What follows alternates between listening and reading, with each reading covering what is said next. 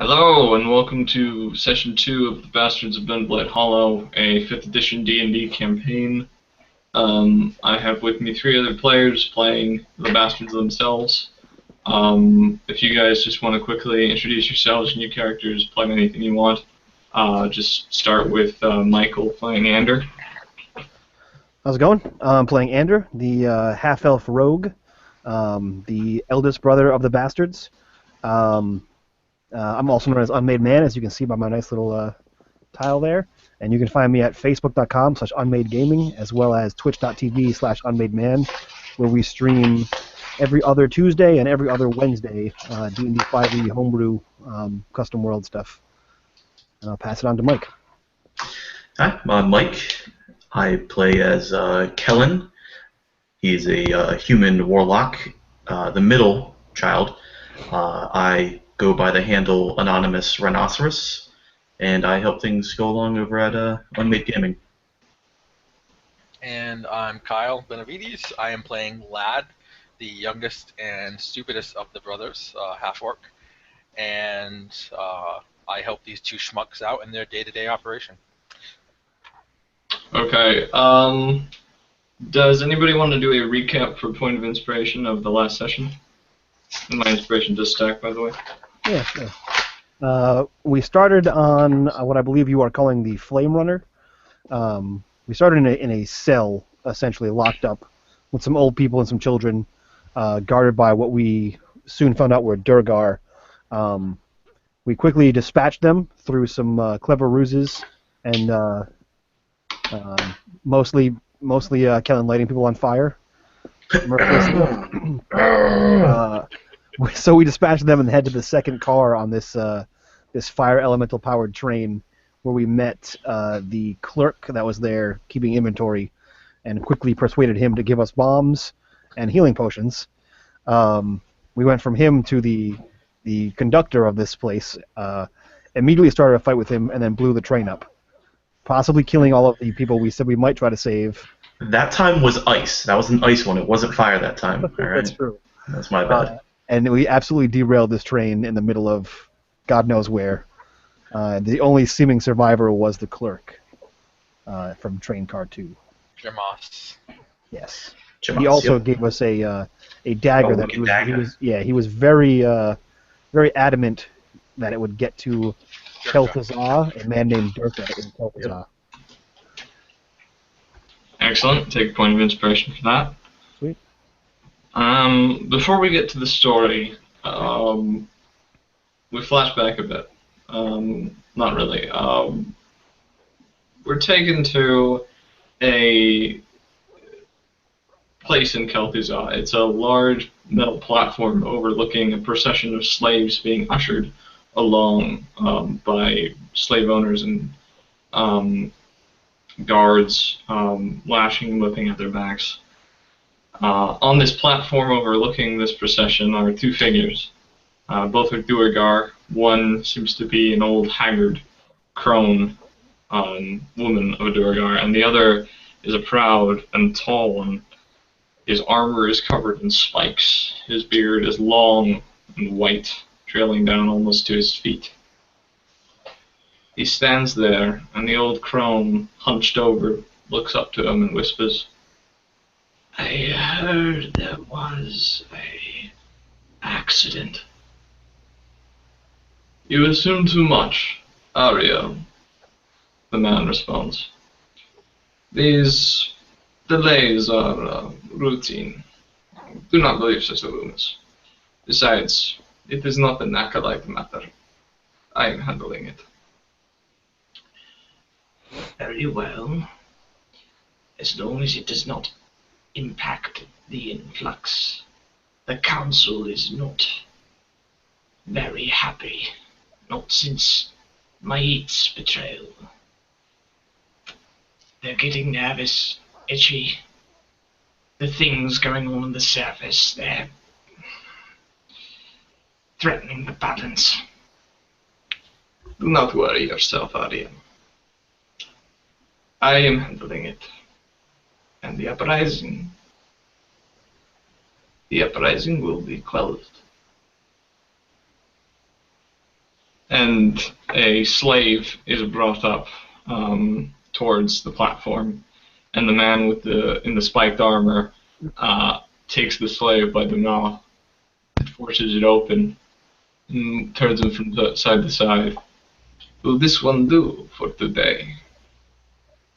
Yes, it seems sufficient.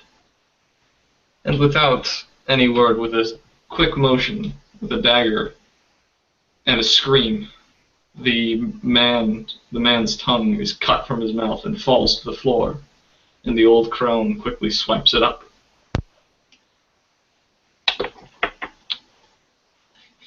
Alright.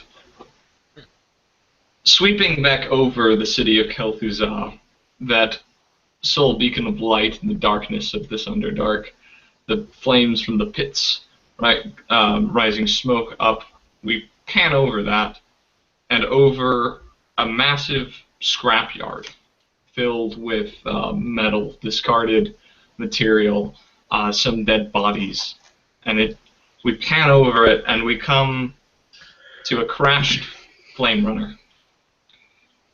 Crawling from the wreckage are 3 bastards.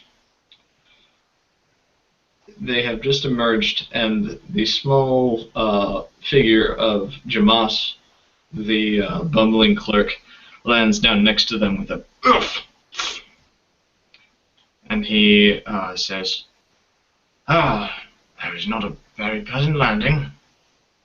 Least of all for you. Well, we managed.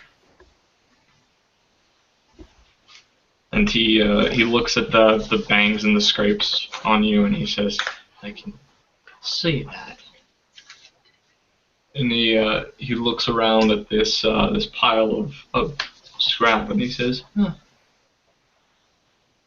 The scrapyard. Perfect. Well. Perfect. Yes, this isn't an ideal landing spot. You are basically in this large area, like everything, the ground, everything just seems to be covered in like basically trash, like discarded bits of like metal and like clothing, everything, and forming these great heaps, these great mountains, stuff like that.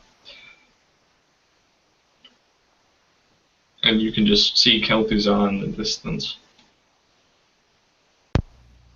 Okay. What does Kel'Thuzad look like? Does it have any lights going on with it?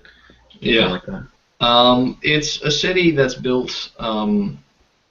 Primarily, what you would see is these great metal towers that seem to jut out of it at irregular points, and they are lit with this orangish, reddish light that seems to be coming up from these pits and kind of shining off of the reflective surface of the metal.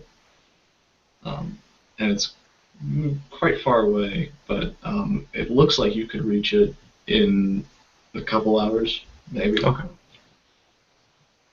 You also can kind of see where you can kind of see off in the other direction, the crashed remains of the other train cars. Do we hear or see any survivors? No. Okay. Anyone who wants to can roll a perception check. Yeah, I'll give it a shot. 0. 12. 17. 13.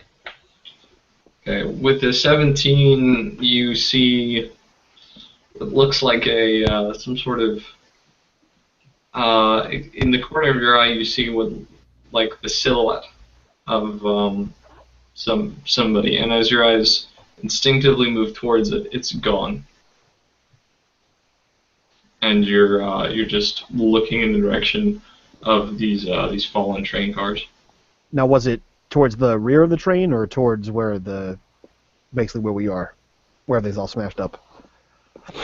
It was away from you, towards the in the direction of the crashed trains, which are in the other opposite direction from Kel'Thuzad.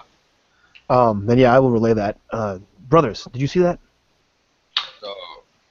See what? What? There's a figure. Gone in a flash. Well, was there actually a flash? I mean, it wasn't a flash per se, but Yeah, choose your words carefully. gone like one. Are you drinking again, brother? Well, of course I am. The point is, there's a person standing there. I don't see him. I didn't see anything.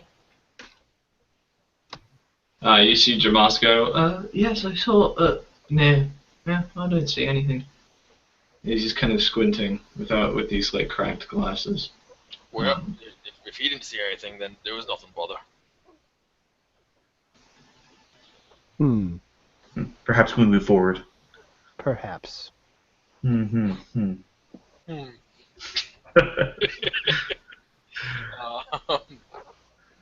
Yeah, I'll kind of tap Jamas on the shoulder and be like, "Are we heading the same way now?" Yes, just directly towards Kellan. And he claps his hands, and a light appears above him, and he says, "Yeah, you can see a little better now." And your dark vision is flooded with color, as the grayscale seems to bleed into various hues and that sort of thing. Nice. Yeah. So I'll kind of, if Jamas starts pressing on, I'll follow suit. Yep. And then I'll kind of look over my shoulder at my two brothers. Okay. Yeah, he continues to he just starts going forward. As you follow him along at a fairly slow pace, he's kind of taking his time. Not used to this kind of physical exertion. He's very tired, and he's just walking along. And you kind of see several feet in front of him, you see something that looks like a rustling of the metal, the bits of scrap. Is there anything at my feet, like any scrap metal or anything I can like pick up? Yep. Can I? I guess I'll lean down and I'll pick it up, and I'm just gonna overhand tomahawk it at the rustling metal. Yeah. You pick up what looks like in a strange looking, almost like an old miniature grandfather clock or something. Like it's just a giant clock, and you just chuck it at it. Oh, that's a classic. And you hit it, and the shuddering just kind of stops a bit. And Jamas turns around to look at you, and he says, "Oh, what are you doing? Don't disturb it." Well, it was. You have to excuse him. He's a little slow. I'm the one in front. I should to ask that. What's your marching order? Andrew would probably be in the middle somewhere. Yeah. I guess I would take the rear since I'm the spell slinger. And I'll take the front. Or if Jamas wants to lead, I'll stay close in tow. He can ride you like he's Yoda. Yeah, He's a dwarf. I mean, he's still be half very hard to carry. Be a very heavy weight. You're encumbered. When Jamas says "don't disturb it," I look at him and I say, "What do you mean it? What is it?" Just the scrapyard. Just don't mess with anything. It's a very volatile place.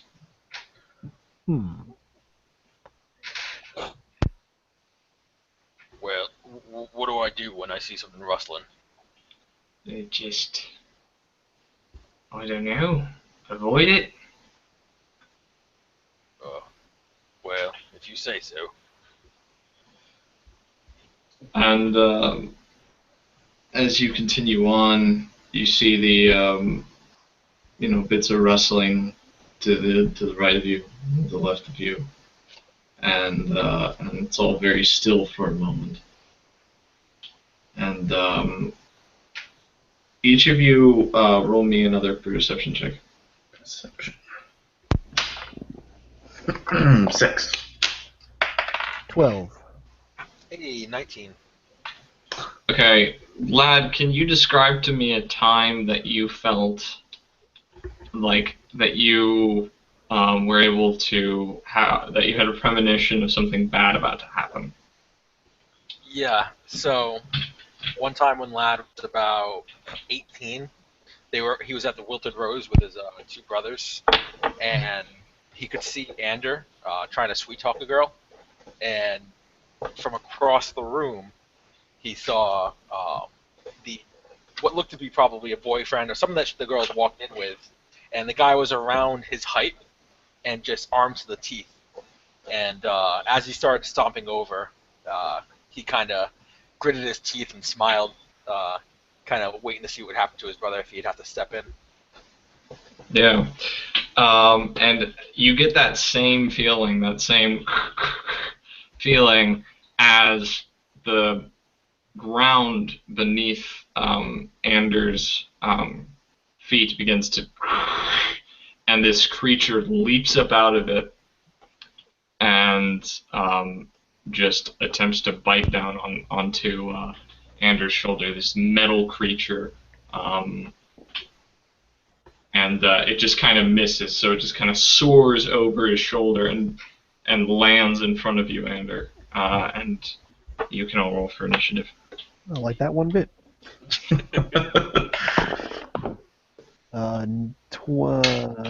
19. 8. I'm rolling low tonight. 12. I'm going to be switching dice. I'm using my Cthulhu dice, glow in the dark. All right. So, Ander, this thing lands right in front of you. What does this thing look like? It's kind of insectoid-like. It's covered in these like crustaceous metal brown plates. It has like antennae and like 6 legs, and this just terrible looking face. So I kind of step back a little bit, and I just hurl a firebolt at it. Okay. And let's see what that does. I probably miss. A 10? 10 is a miss. So your firebolt just kind of arcs past this thing and just kind of like breaks against its armor, but it doesn't do anything. It just kind of fizzles out. That's all I will do, I believe. All right. So it turns back around and it lunges for you. And it still misses you. So like you hit this thing with the fire, and the light just kind of blinds it for a moment, and it just kind of snaps wildly at you. And then you begin to hear this strange kind of coming from it, but you hear more and more of these clicking noises. Lad. All right, so I'll like pivot around and take out my warhammer and just try and home run this thing. Just kind of do a baseball swing at it. Yep. At the any part of the flank that I can get at, and that will be an 8 is not gonna hit. Yeah. So. All right. Hits. Yep, you just swing wildly and you just kick up a ton of metal, and you hear more of that, and it's like coming from all around you, just scattered around. I kind of yell out, "I'll save you, brother," and then I just whiff, like, in a minute. Yeah. You see Jamas is just gone. You have no idea where he went. Does that mean his light has gone too? No, it's just floating in place. Okay. All right. Kellan. Oh, I actually get to go. I would probably attack the one that is trying to get to Ander. I would like to cast Firebolt. 18. All right, yeah, that's a hit. Cool. Let's see, where's my 10? 2 damage. All right. Woo! Yay! So Kellan will. At this point, it's still fairly early, so it might be a quicker reaction. He's not able to get full purchase, but he quickly just lobs like he's throwing a baseball, but it's a firebolt right at that thing. Yeah, it just kind of squeals as you slam this thing into it, and you hear more of these.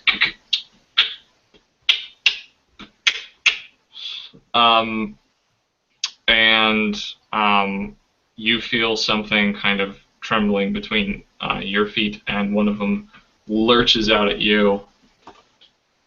So the second one jumps up, lurches out, and hits you, and you take 3 points of piercing damage as this thing bites just into your arm.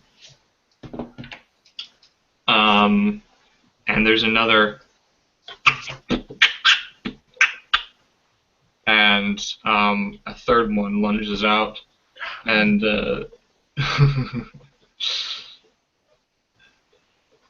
this just metal creature just arcs out of the scrap and goes for Lad's back.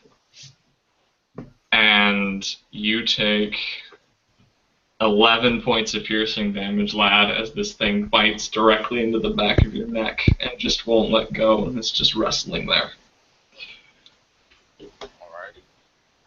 Okay. That brings us back up to Ander.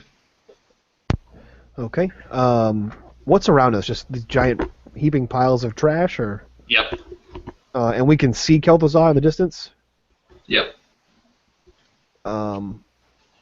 So as a bonus action, I'm going to disengage and sort of move towards Kel'Thuzad in that direction.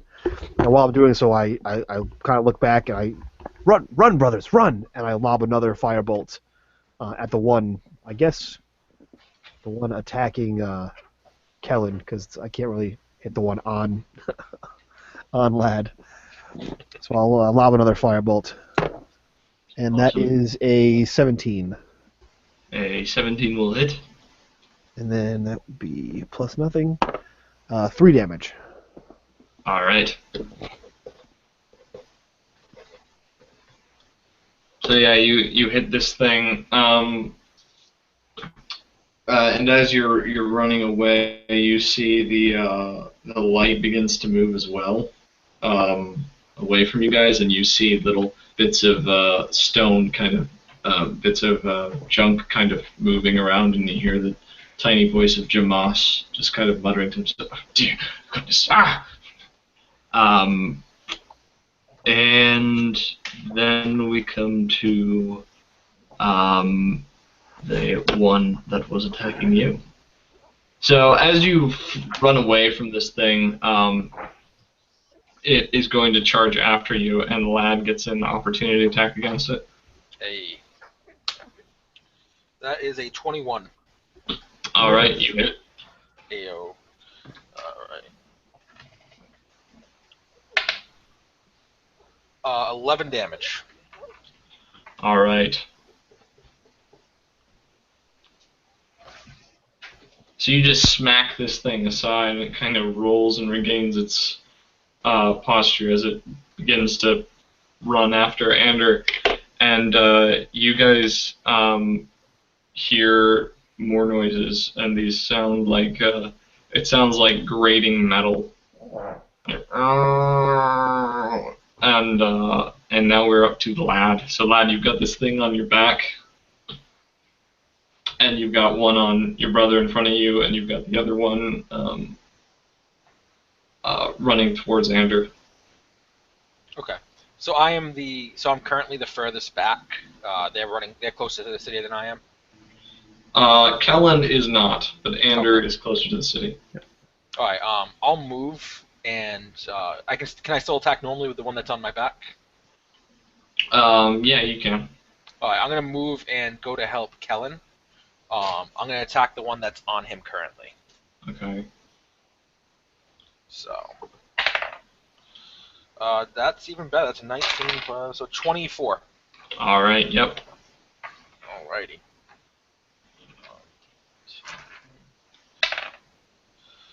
So that is 7 damage. All right. And I'm going to basically just kind of roar out, and instead of like swinging with the flat of my blade because it's so close, I'm gonna like almost push the flat of my hammer, like the warhammer, the flat top of it, and try and like poke it off them. Just like brute force it. Awesome. Yeah. All right. Now we're up to Kellan.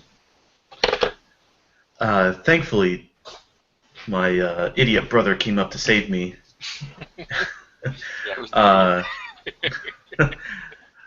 If I were to attack the one that's currently on me, would I have disadvantage? Because it would be a spell attack in melee range. Yeah, you would. Alright. I will accept the disadvantage, and I will try to use Eldritch Blast on the one that's on me. Awesome. That is still a 15. A 15. 15 hits. Oh, excellent. Hey. So yeah, I see this little shit that's on me, and black lightning just shoots out of my hands and makes purchase, and that would be a D10. That's 8 plus 3, so 11 damage. Yeah. You shoot that black lightning out, and it just the electricity just seems to course through the metal sheets on this thing's back, and it's just alive with electricity, just wailing and screaming. I'll have a sadistic laugh at that. So this thing, as you hit it with the black lightning, jumps down into the ground, and you can make an opportunity attack if you want, and so can Lad. Okay. That's still at disadvantage?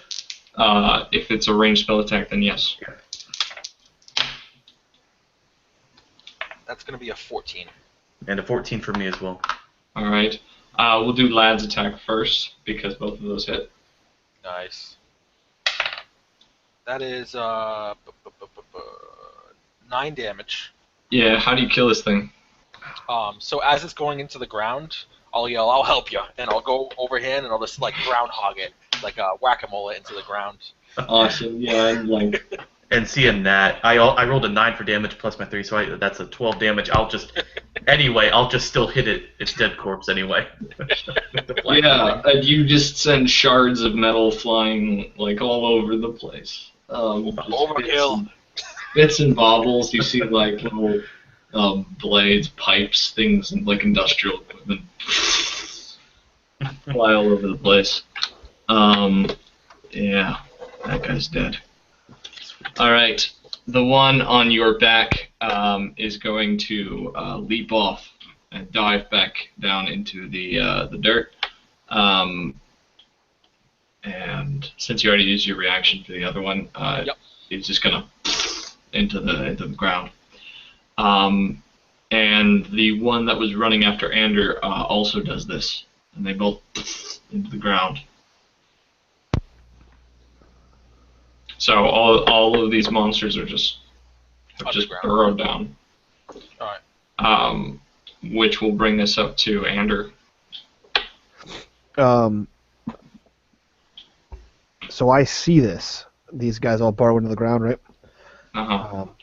And can I still see the little footprints from what was his name? Jamas, yeah. Yeah, you still see bits of metal and scrap being kind of like pushed around.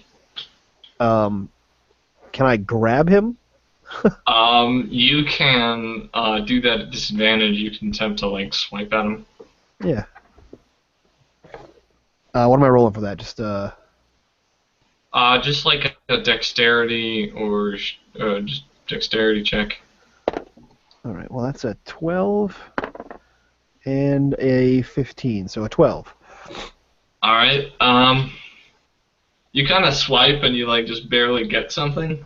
Yeah. And you see the invisibility just kind of begins to go away, like it just kind of ripples away, like water, and you just see Jamas, and he's just like he's just kind of hobbling, and he turns around and he says, "Are they gone?" I see. No thanks to you. Just left us there. You invisible little shit. I just have him by his shirt sleeve. And he's just like, no, look, I was just trying to save my own skin. I know, that's my problem. Save my skin.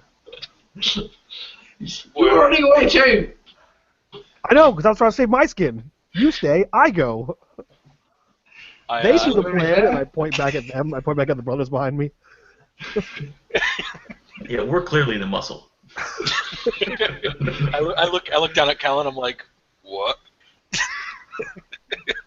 I mean, I'm strong with my -1 to strength. Do you even lift? No, I have magic. I don't need to lift. I also have you. Fucking oaf.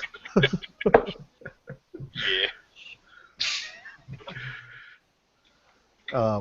So yeah, I kind of push the guy back towards the brothers, towards my brothers back there, and we kind of regroup, I guess.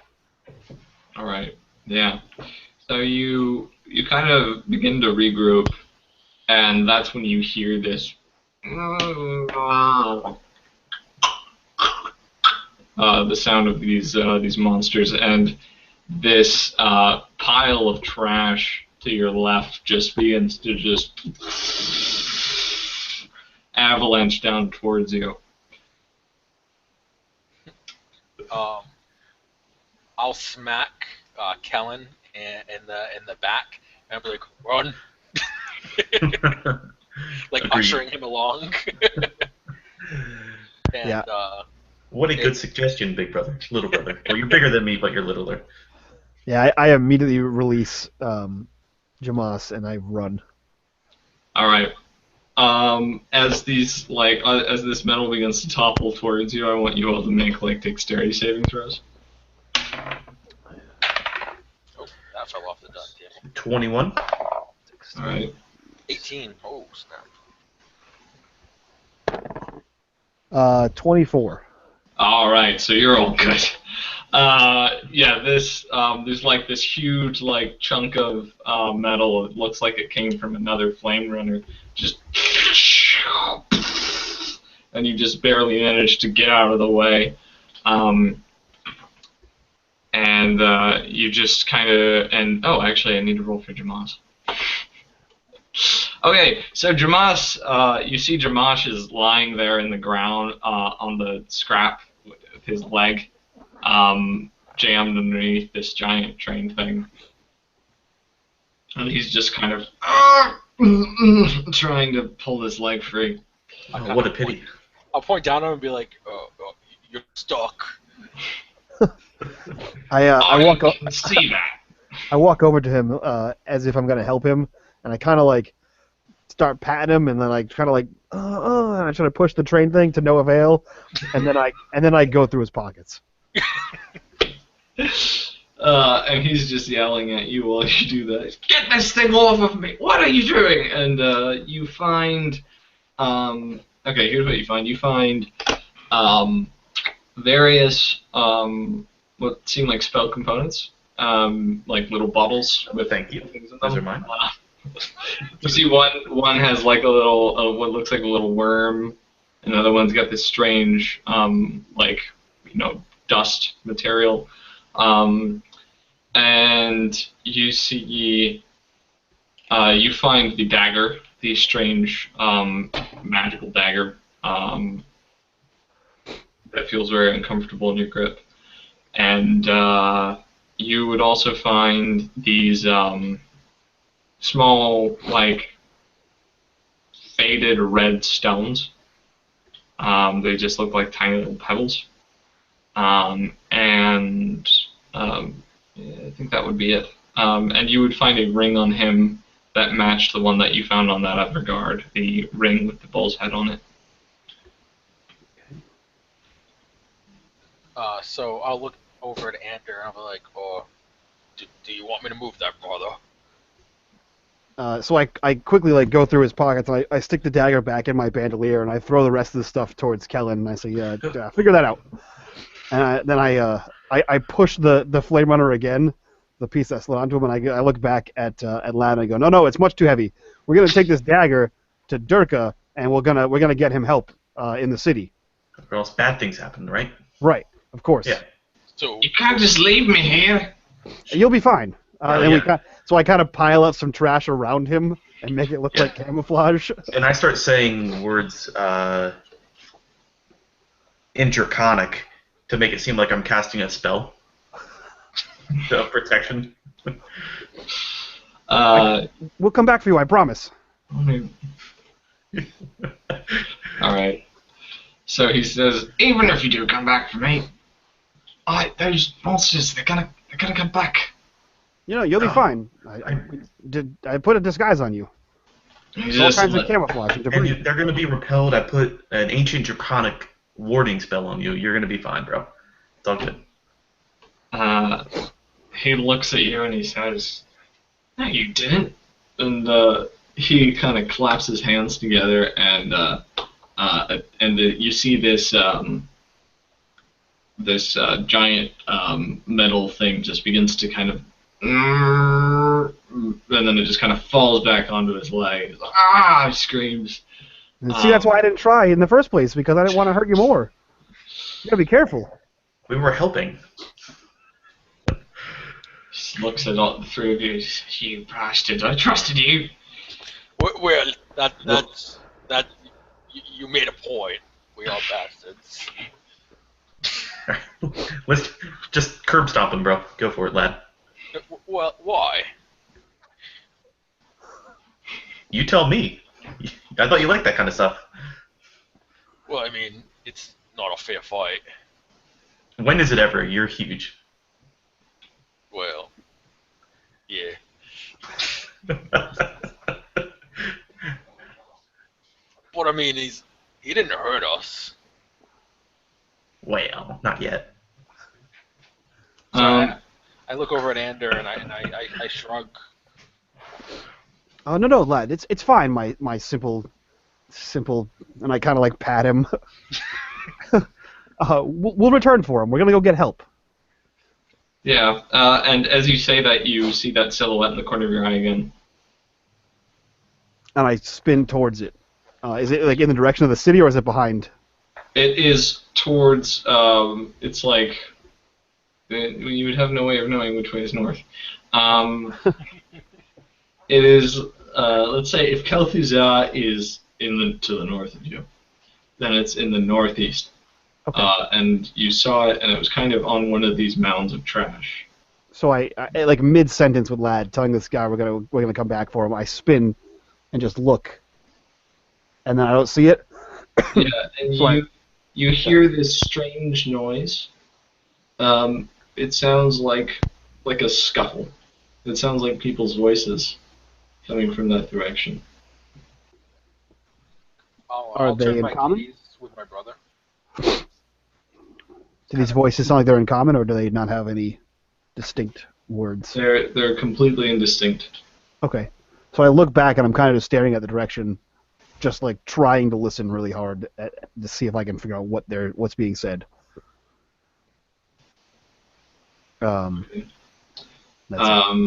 You can make a perception check. Yeah, we'll do that. What do I have to that? Plus 4. 12.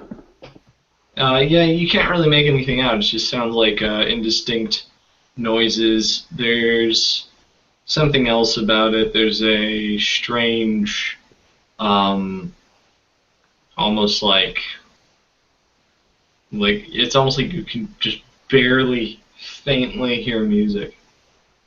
Okay. So I turn back to my brothers and shh. We're not alone. And then I'll look back and I'll look down to Jamas and I'll be like, "Shh, we're not alone." Jamas just looks at you with like total rage in his eyes. Tiny, adorable rage. Yeah, and then you say we're not alone, and he just kind of looks a little panicked again, still very angry. Squinting at you through his like cracked glasses. I squat down next to Jamas, and I kind of say in like a hurried voice, "Quick, Jamas, what else lives in this trash heap?" I shouldn't even tell you. Good. Jamas, I have 2 good legs. He shakes his head and he says, "Oh yeah, it's a lot of stories. Yeah, haven't you heard them? Stories of monsters and strange, well, exiles, untouchables. Is what we call them. Barbaric. They wander this place collecting scrap and taming those beasts you saw." Jamas, barbarians don't play music. What else? Music? What are you talking about? I kind of like pick my ear, and I hear it again. I'm like, music. Does no one else hear this? So, brother, we've been meaning to talk to you about this. We think you should lay off the drink a little bit. Just a little bit, brother. I'll drink your portion, don't worry, it's not gonna go drunk. If you two do stop to listen, you can kind of make something up as well. Okay. I'll listen and I'll be like, oh, maybe I should drink less too. Yeah, I rolled a pretty high perception, so I would have heard that as well. Yeah. It's like, I mean, still, you should lay off the drink. It's a fair point, but not so crazy now. Run me Scooby-Doo villains. So I grab I guess I grab a small piece of scrap, and I just kind of throw it in that direction. Before you do that, I cast light on it. Like in midair. Midair is like. And as they throw it up, I'll reach up with one hand and yell, "Rejected!" and knock it down.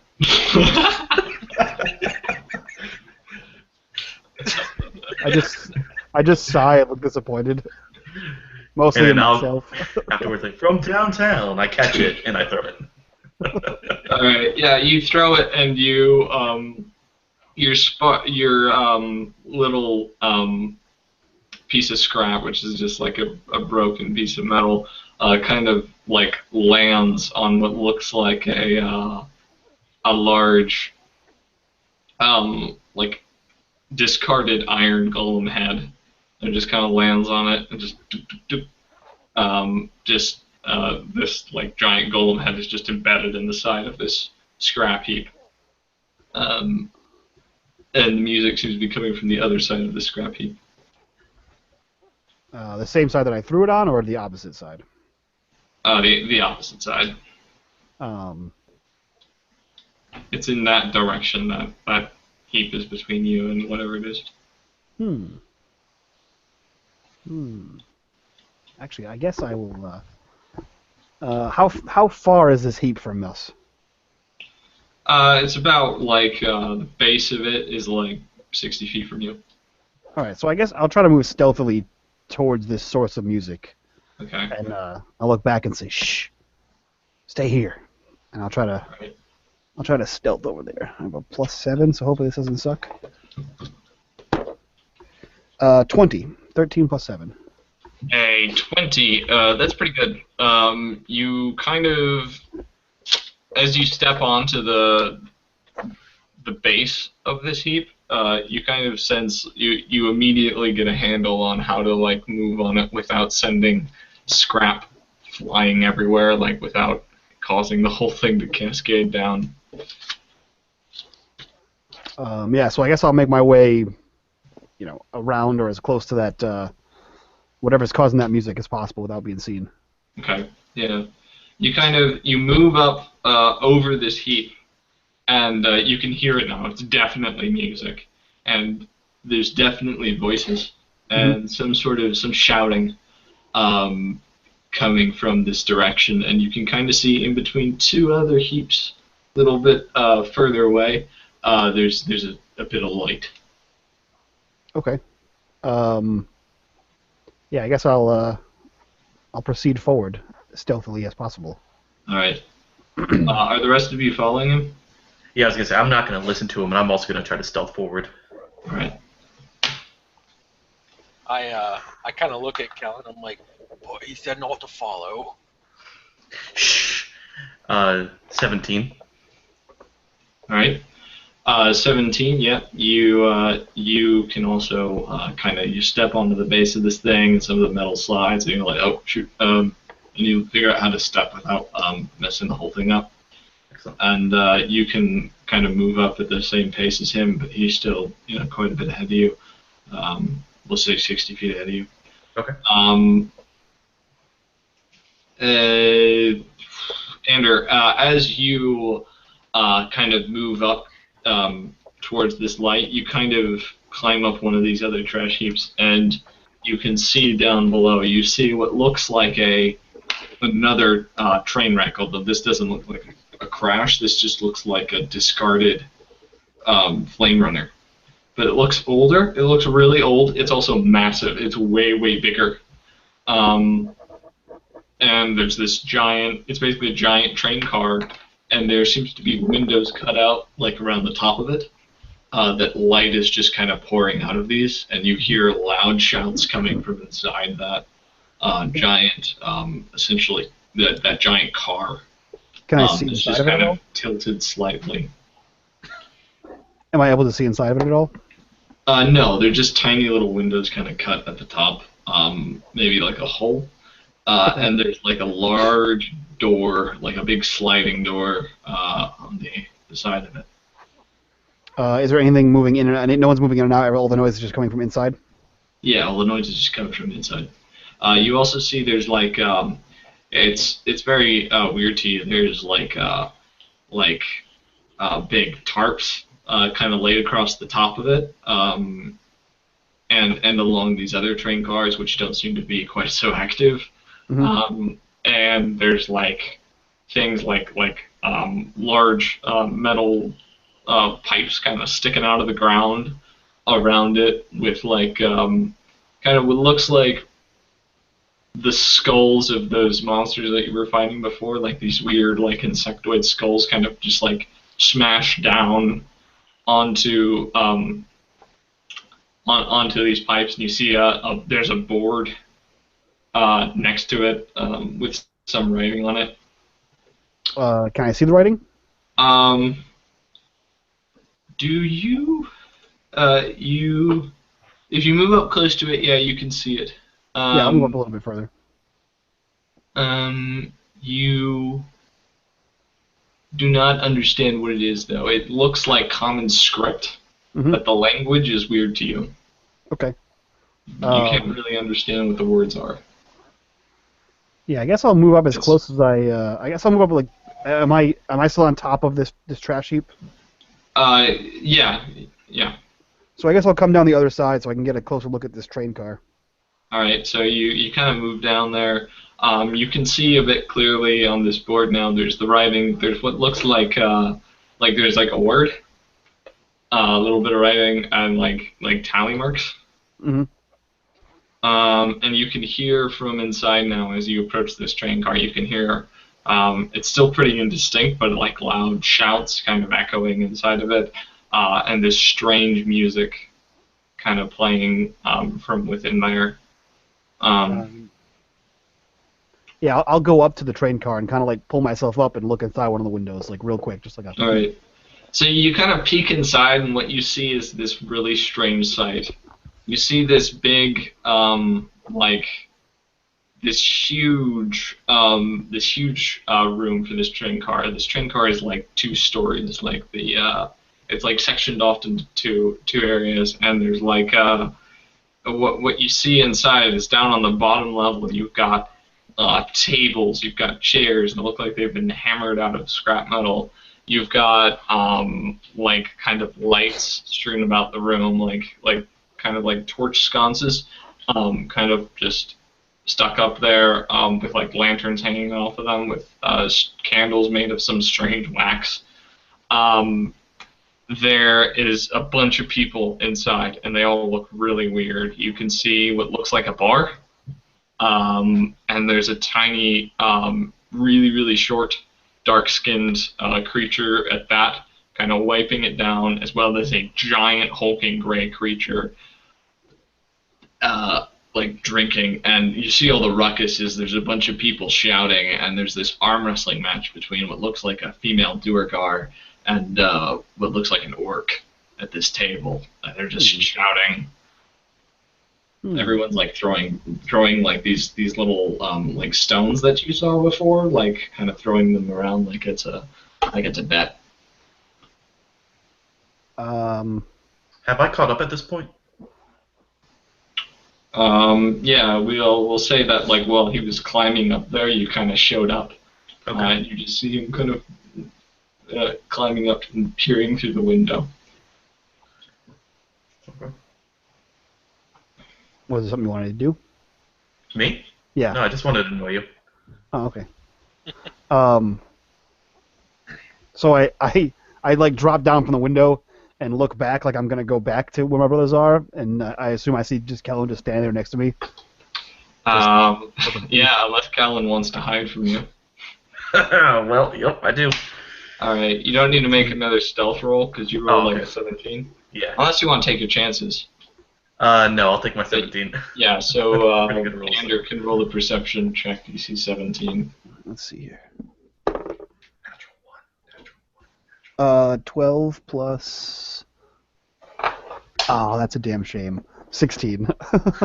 Yes. Well, you think you see something, but you think, it's probably just that dang silhouette again, and you just decide to ignore it, I guess, or something like that. And you just barely don't see him. Like, it's like Kellan, it's almost like you thought he saw you for a second, and you kind of up tighter against this. I almost imagine like he like dropped down, and you were just up against the side of it, and you just pressed yourself against the side of the train car. So, without seeing him, I look back into the train car again, and you said there's a door. There's a sliding door. Yeah, there's what looks like a giant sliding door. You also see there's there's kind of a big dent in it, where it looks like people have kind of banged on it, and there's like a bit cut away with like something else laid up against it. Is the door open or closed? It's closed. Okay. I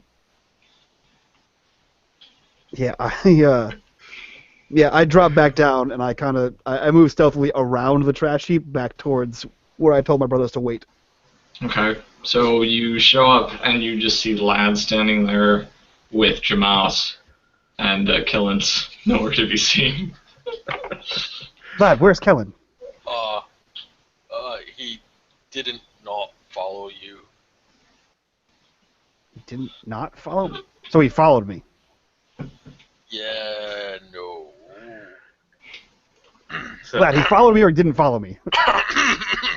at this point, I'd like to stealthily crawl back up to the top of that heap so I can have line of sight on Lad at least. Okay. And I'd like to cast message, and I want it to sound like my normal speaking voice right in front of him, and like, what are you talking about? I'm right here. Okay. Yep. I'll look around. See, yeah, he's right here. All right, well then I guess I should warn him about those giant guys in that train car that were eating men, human men. Probably should I have don't read hear that. so.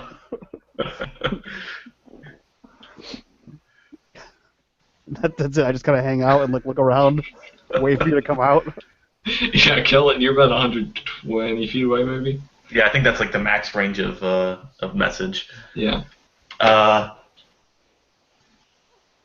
Yeah, I don't know what to do now. I ran out of ideas because I was hoping you were going to open up the door so I could just close it. I wasn't. There's a lot of dudes in there. You also saw, I should mention, you saw you saw like two like fairly ordinary looking people. You saw like two like they look like surfacers in there as well, just kind of sitting at a table. Okay.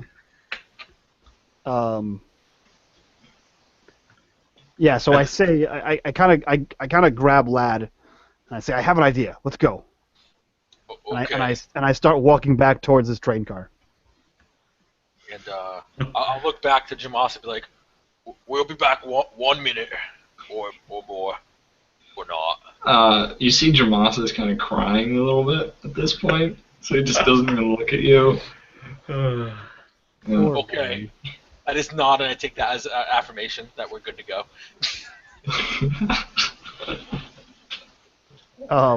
So yeah, we get back to the train car, and I look at Lad, and I say, now listen, here's a plan. Yeah. Knock on the door. Mm-hmm. Wait, no. Lad, repeat after me. Knock on the door. Lad, repeat after me. Knock on the door. Come and knock on the door. Find the biggest guy.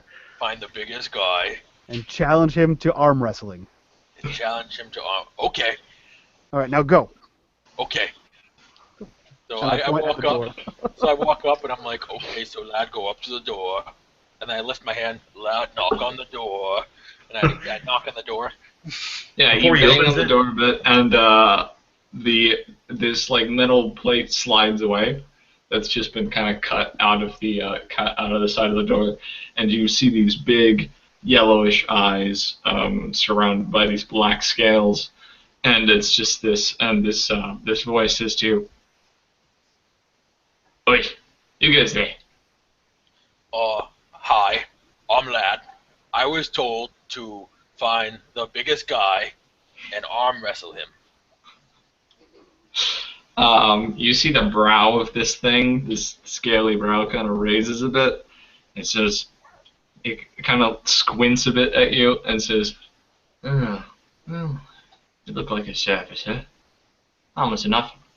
And the metal door shuts. The metal sliding bit shuts, and you're just kind of left standing there for a couple seconds, and then you hear this, and the door slides open a bit, and you see this big black dragonborn standing there. He says, "Okay, come on then." Wow, thank you. And I'll walk in and I'll start like peering around. Actually, how high is the entrance to the door? Like, would I be able to just walk in, or do I have to like crouch in and like kind of stay crouched inside the cabin? No, it's like a big train car door, so it's like 10 feet tall, and the actual train car is like much higher than that. Yeah, so I'll make my way in, and I'll nod to the guy as I pass. Yeah, he kind of pats you on the back and he says, "All outsiders are welcome here." And he Cool. slams it shut behind you. You see you're in like this big, train car. There's like 2 stories. There's like a big balcony where it looks like there was like engine stuff up there originally, and that's all been cleared out mostly. And you see at the bottom there's like chairs and there's tables. And at one of these tables there's that arm wrestling match going on between the dwarf and the orc. You see two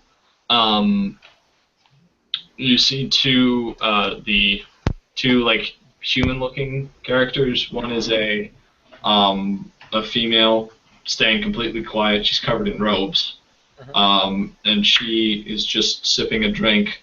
And the guy next to her looks like a human as well.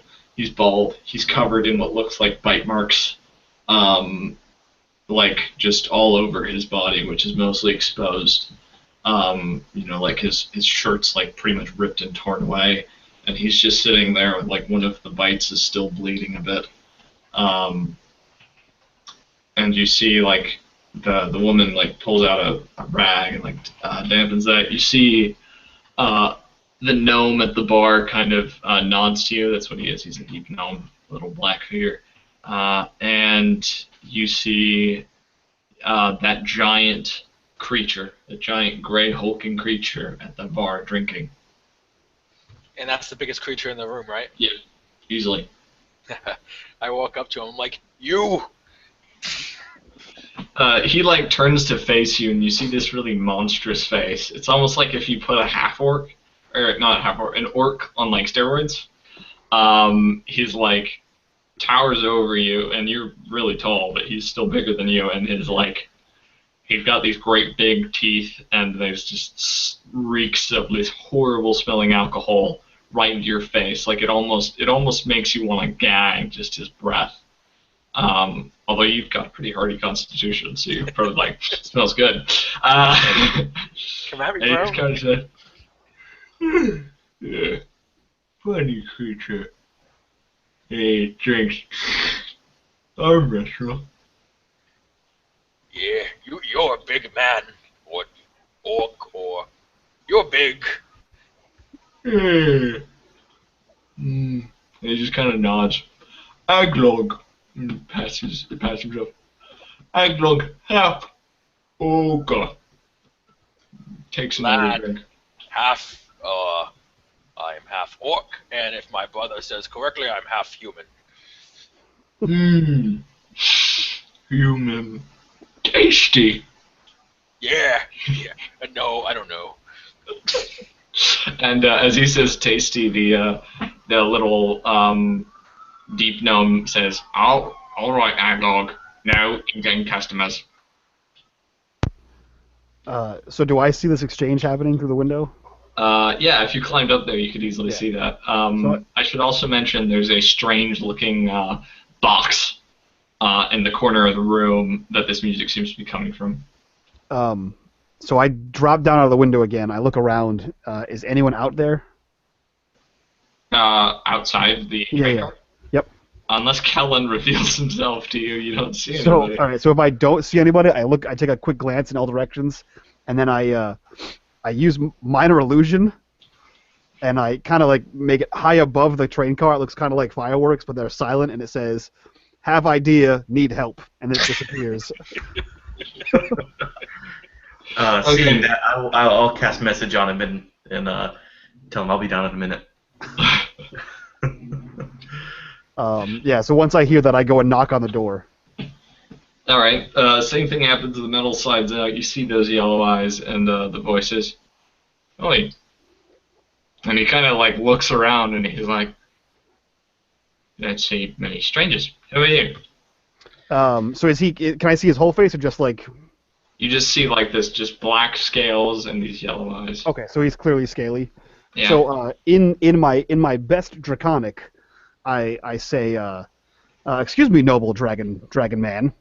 Is there an oafish, simple half-orc that stumbled in here?"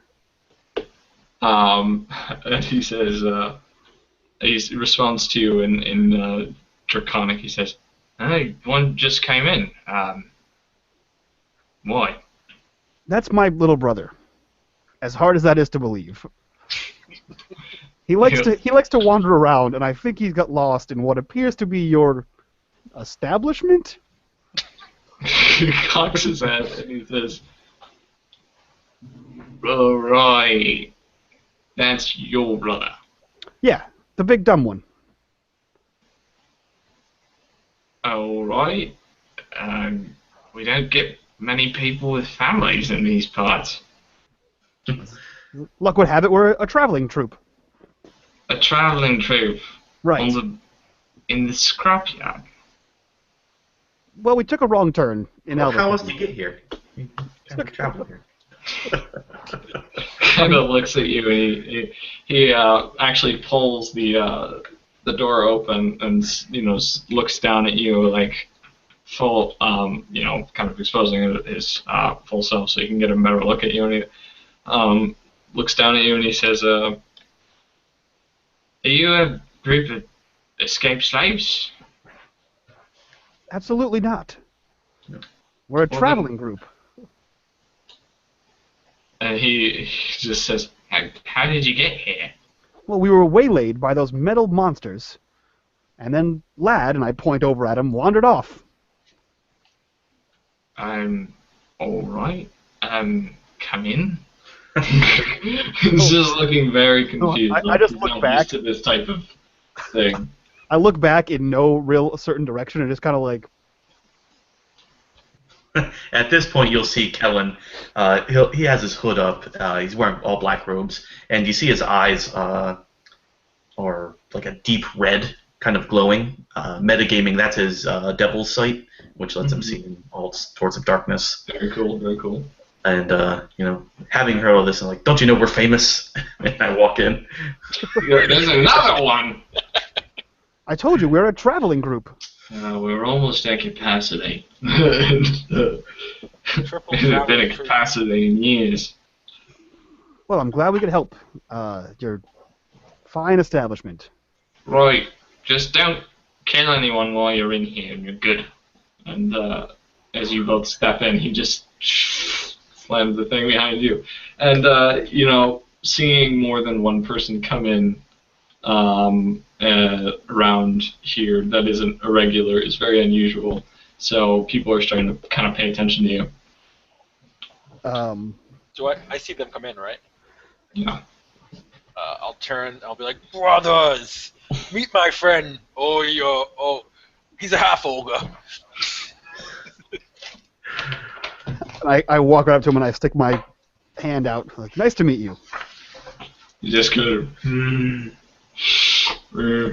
He kind of like grabs your hand with two fingers and kind of looks at it. You're kind of just drooling and drops it. Takes another drink.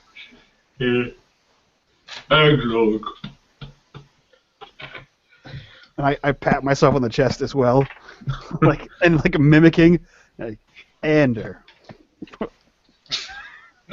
You hear the gnome kind of say from behind the bar. He's like stood up on this like giant stool just to like be able to reach things, and he just says, "Oh, there's quite a few of you. You all know each other." We're a traveling group. A traveling group. Yes. As in a group that travels. That's unusual. How'd you get to Kelthuzar? I go to speak up, and then I look. I think better, and I look down at Ander. I look around at the Dragonborn, and then again at this guy, and I'm like, this seems like a foreign concept. We traveled here. We're a traveling group. And he says, "Oh, keep it down. All right, let's not get people excited." Right. How did you get to the Underdark? Clearly not from here. Don't ask questions you don't want answers to. We traveled. You'll find in a group. Everyone in this establishment would like answers to that. I'll at this point kind of come to the side and say, well, we took a nap, kind of woke up here. Don't worry about it. Yes. All right. You're not going to answer my questions. It's fine. Just as long as you pay. If you drink in your beds. And you all, as he says, drink in beds, you all feel very tired and very hungry. You have not eaten in like a day. So I'll lean down to Andrew. I'm like, do you still want me to arm wrestle the biggest guy? Because, I mean, I'll do it, but Ogdog is really big. And I look over at Kellan, and I wink, not like subtly. I just go ding, like I pretty much say everything but the ding, and I wink at him, and I go, "Of course, I want you to arm wrestle him." Oh, okay. I'll lean into Andrew. And is that wise? Whispering, of course. Yeah. So So I look around. What what other people are in here? Okay. Yeah. There's the two people that look fairly ordinary, except one's covered in rubs and one's covered in bites, sitting at a table. There's the arm wrestling pair, which is an orc and a female Duergar.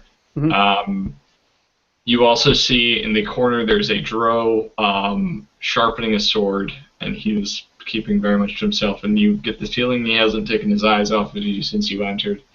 There's also the Black Dragonborn bouncer, just kind of leaning casually up against the door. So I guess very quietly and in Elvish, I say, "We're gonna help him win." I'll respond. How? And I kind of wiggle my hand, and I do like a woo motion. Ooh. Ghost hand, I got it. All right. Exactly. I cast prestidigitation to make a ghost hand. And catching sight of this, the half ogre just kind of goes, "Oh, what is there?" And he just kind of waves his finger around. It just poofs into smoke. Ah. Oh, where'd it go? You owe me a ghost hand.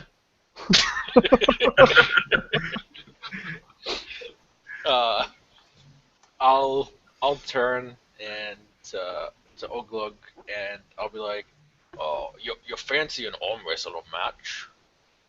Arm wrestle. Where I point over to the female Dwergar and the half-orc. I'm like, "So what they're doing, we do that. It's fun. It's really fun." Fun? Like drinking? Yeah, we can drink afterwards. Aglog like drinking. And he kind of puts his elbow onto the bar, and it kind of shakes everything, and the gnome seems like he's going to fall off his little stool, and he's just, "Arm wrestle." So, not being appraised of the situation, I just shrug, and I'm like, I look back at Ander, and I'm like, "Oh, all right." I'm under the impression I'm about to get my ass thoroughly whipped, and I'll put my arm on the table, and I'll look up and be like, "All right, so I've never had to explain arm wrestling before, but I push against you, and you push against me, and the first one whose hand hits the flat surface loses." Okay, yeah, And so then you... we drink. Drink. And he begins to immediately push against you. And I'll You push probably want to make a strength check. Yeah. You can add athletics. You can add athletics if you want. Or if you have the proficiency. Yes, athletics would be wonderful. Alright. Alright, pink dice power gets me an 18. Alright, so you actually are doing surprisingly well. How we do this is... Basically, it's a series of strength checks, contested strength checks. So you're doing pretty well. You are up by 6, basically, in terms. When you get up to 16, so basically you beat each other's rolls. Yep. And the difference gets added to your score, basically, and whoever gets the 15 first, basically. Cool. So it's like a tug of war almost. Yeah. So you're actually starting to push, and as you're doing that, you actually see the crowd around this arm wrestling pair, which is just like mostly like Duergar, Dro. Everybody looks a little shabby, a little beaten up, and they actually, some of them actually like kind of stop paying attention to this arm wrestle that seems to have been going on for like ever since you entered this place. And they just kind of stop paying attention to it, and they kind of start drifting over towards you, kind of watching, like, oh wow, there's this the half ogre is arm wrestling somebody. So they start actually watching you, and you actually see kind of a look of almost like jealousy from the female Duergar who's like wrestling this orc, and the orc is just totally zoned in. Make another strength check then. So while there's a crowd gathering, I take those red stones, like a handful of the red stones we got off Jamas, and I kind of start like tossing them. I gave you the spell components. Oh, okay. And I start tossing them in my hand, and I go, taking bets now, half ogre versus half orc, taking bets. They start throwing these like strange stones towards you. And I start picking them up. Okay. So you want another athletics? Yeah. You start hearing noises. Oh, 15 stones on Aglog. 6 stones on the little one. Not as good this time. That's a 10. All right. A 10. So okay, he beats you by 4. Oof. All right, so I'm only up 2 right now. Yep. All right. All right.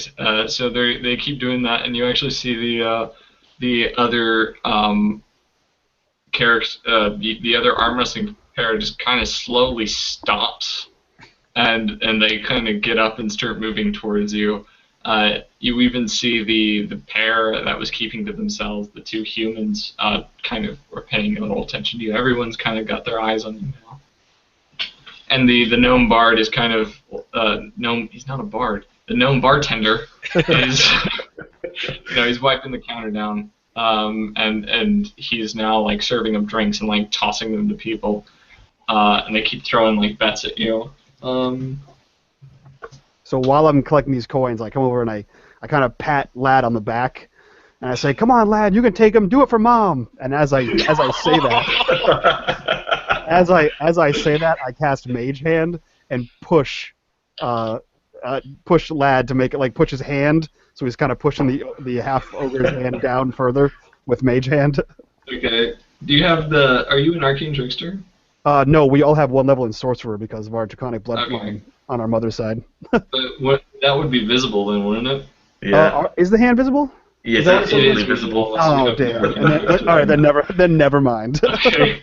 I didn't realize it was a visible hand. You would have check your ass can't catch. But yours can. I still cheer you on. All right. Make another strength check. Hey, natural 20. Okay, so you beat him by. He did not do very well. Natural 20. You want the modified amount for the sake of the contest? Yeah. Modified amount was 25. 25. Yeah, so you beat him. How do you beat him? So, I at the mention of Mom and the pat on my back, I'm like, "For Mama!" And I just Can I cast thaumaturgy on him to make that sound even louder? Yes, you can. I do that. So it just kind of rattles throughout the entire place, and all the glasses on there's like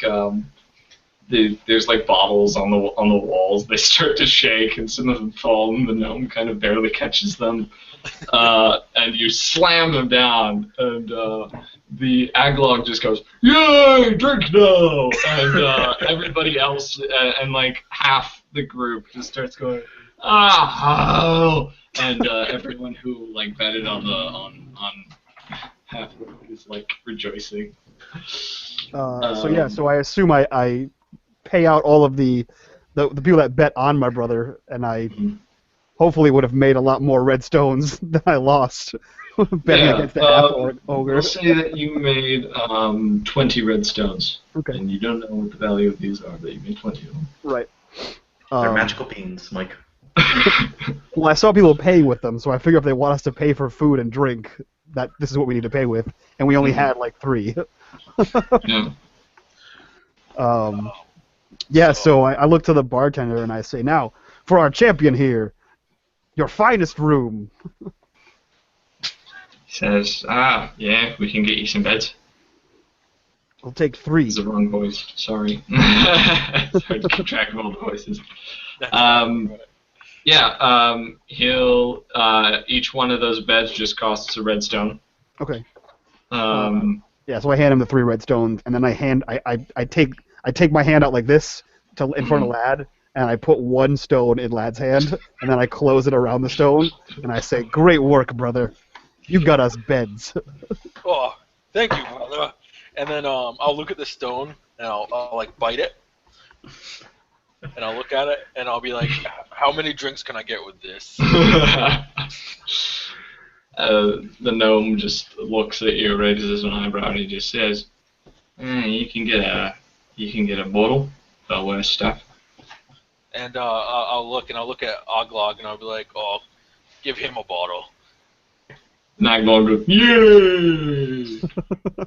And the gnome leans down and he says, "Aglog doesn't pay, mostly because we're scared of him."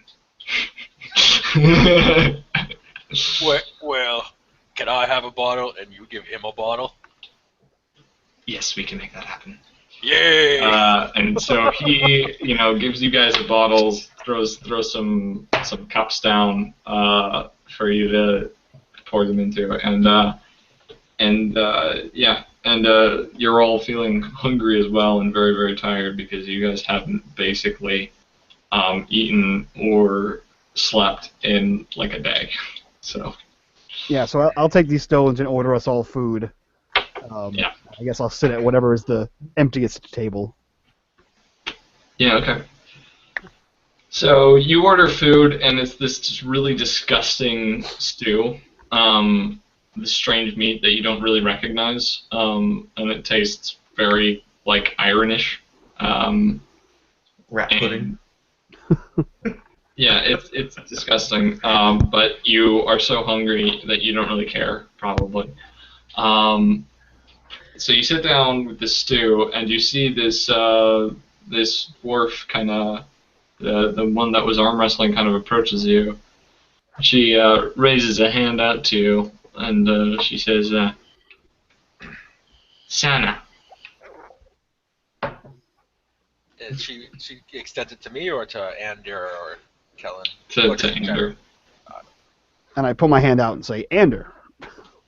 She grabs your wrist and kind of shakes it like that. She says, and kind of like grips it for almost like really tightly, almost like to the point where it makes you a little uncomfortable. She says, so she looks to the rest of the other two and she says, you're all together. We're a traveling group. She just says the same thing you keep hearing. A traveling group. Yeah. Yes. As in a group that travels. How did you get here? I just want to keep saying that long enough that the lad thinks it's real. Like, we're a traveling group. He does. I was about to stop and be like, I got this, brother. And again, still holding the Durgar's hand, I just shake my head. We traveled. I don't understand. And I look back at my brothers. Traveling group. I take some of that disgusting stuff, have it in my mouth, and just, regretting that I'm eating it, but like, I don't know, bro. She pulls the hand away, and she looks to Lad, and she says, "You beat Aglog. That's impressive." Well, yeah. I did it for Mom. You must have had a lot of drink in him. Oh, yeah, he's a big guy. He can handle his drink. Sure. She just kind of smiles a bit sardonically at you. And she says, if you want a real match, then you come my way. And he'll look down and he'll look at his brother and he'll be like, oh, can't I?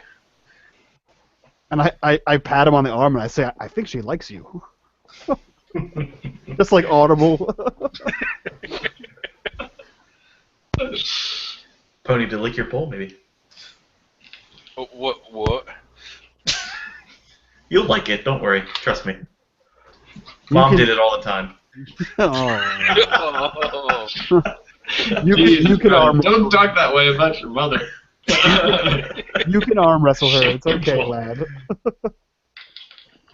So he'll be like, "Oh, if you want to arm wrestle, I'll arm wrestle you." No, I was thinking more like we take it outside. She cracks her knuckles. She's into the public thing. Like a fight with our fists, a fist fight. Traveling group. A group that travels. She grabs you by the collar, kind of pulls you down to her face, and she says, "Look, I'm the toughest one around here. You understand that?" Yes. The rest of these people need to understand that too. So you can come outside, you can have your ass kicked, and then you can come back inside and lick your wounds. He'll look down at Ander and Kellan. He'll be like, "Oh, can we hit girls?" I look over at Kellan, and I look back at her, and I like size her up and go, yeah, Her beard's thicker than mine, but don't worry about that. she's close enough. I'll shrug and be like, "If you want, I mean, okay, weapons or fists?" And she says, we can do fists if you're scared. I mean, I'm not scared. I don't want to hurt anyone if I can help it. Especially a lady. She just shakes her head and she says, fine, fists it is. And she begins to walk towards the exit. He'll follow suit. All right. So as you follow suit, do you guys go with him? Yeah, I stand Yes. up as I did before, and I kind of raise my arms up and shout, "We're gonna have a fist fight!" And then Lad versus the scary dark lady, taking bets now, and I head outside. You've like just fallen to your grief. So you start moving and you yell fight, and the dragonborn at the door looks very nervous, and he says, "All right, if you're gonna do it, then might as well take it outside." And he pulls the door open. Kellan, as you are going outside, you feel a dark hand, wrap around your wrist. And it's the drow that was in the corner with the blade. Does he have the blade out? It is just at his side. He's got your wrist in an iron grip, like a vice grip. Okay. In Elven, I ask him, I say, you better watch yourself. And he just responds to you in Elven. He says, "Oh yeah?" And he kind of lifts your hand up and points to the ring, and he says, "You better watch yourself." I mean, so he just has a knife in my face right now? No, he lifted your hand up and pointed at the ring that was on your finger. Oh, okay, I'm sorry. I missed that part. The bull's head, and he says, "Folks around here see that, you're a dead man." Yeah. Kind of nod a little bit. Kind of fancy. They're just jealous. And he lets go of your wrist, and he just puts his hands on like your chest as everybody starts to leave, and he says, "Why don't we have a talk?" Let's go outside then. There's quite a few people out there, and I prefer this conversation to be a bit more private. But they don't speak Elven, do they? He says, yes, but I'm not so sure about your friends. At this point, he no longer has a hold on me. I just back away and go outside. From outside, you hear traveling group. And he says he will attempt to stop you again. He'll like try and step in front of you, and he'll say, "Oi, don't avoid me, or I'll tell everyone." Tell him what? That you got that on your finger. Traveling group. The ring sends another message, my friend. A message that is not welcome around here. So is this establishment full of former subjects of the bull ring guys? Bull ringmen? Yeah, you really don't know anything, do you? Traveling group. Traveling group. You hear that from outside. We're a traveling group. You know, we make our way around. It's just as Andrew everybody outside shouting, kind of traveling begins- group, traveling group, traveling group. As everyone begins to exit, he pulls out a chair and he says, Sit down. Alright, don't worry. The bartender and the bouncer will still be here. I'm not going to kill you. Just Okay. With that, I won't sit down, but I'll assume. Are we right by the bar? Yeah. I'll lean up against the bar. Yeah. So as you don't sit down, he just sits down instead, and he just kind of says to you, "Where'd you get the ring?" Took it off of a dead Durgar. Traveling group.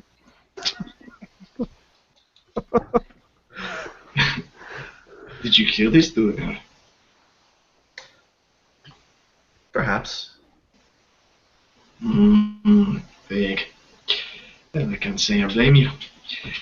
Your entire world is probably wreathed in mystery right now. Let me guess. You woke up in a strange room full of captives and some strange guards with masks on their faces. Am I correct? The masks weren't too hard to blow off with a little fire spell, I know. Yes, I can sense the magic on you. Be careful with that. They'll take your tongue. Who is they? The Order of the Horned One. The Order of the what? The Horned One. Up in Keltuzah. They run the place. But the ring you've got there, that's not theirs. Is it their enemies? It's the ring of a man named Madragon. He is working, let's say, against them.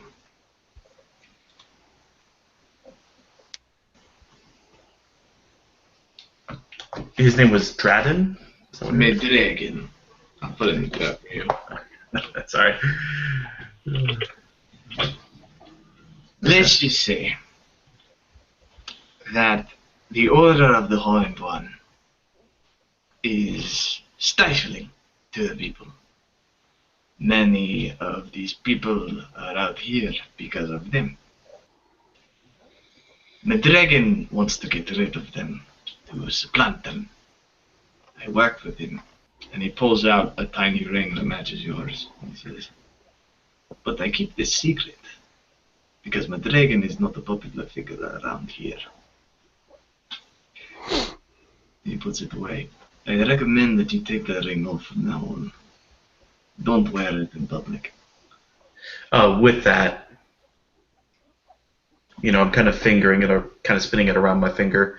Heyo. Heyo. And after contemplating it, I'll give like a good 10, 15 seconds. I slowly pull it off. And I stow it. A word of advice, friend. And I didn't get your name, by the way, but I'm Renard. I'll put that in the chat as well. A word of advice, though. Don't trust Madragon, and don't trust the Order. But if you're going into Keltuzah, then you've got to pick a side, eventually. Or they'll throw you out here just like us.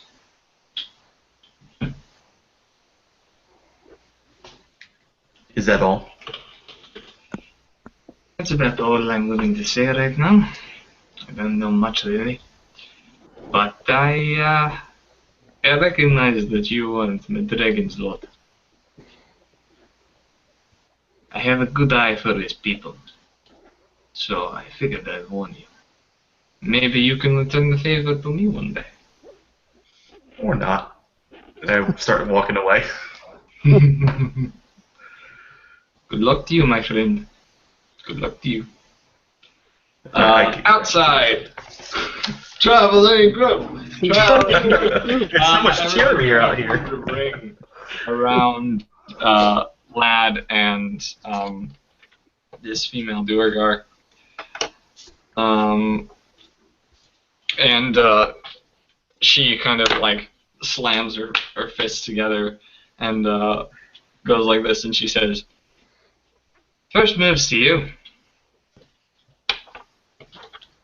So, the fight's about to start, right? Yeah. Okay.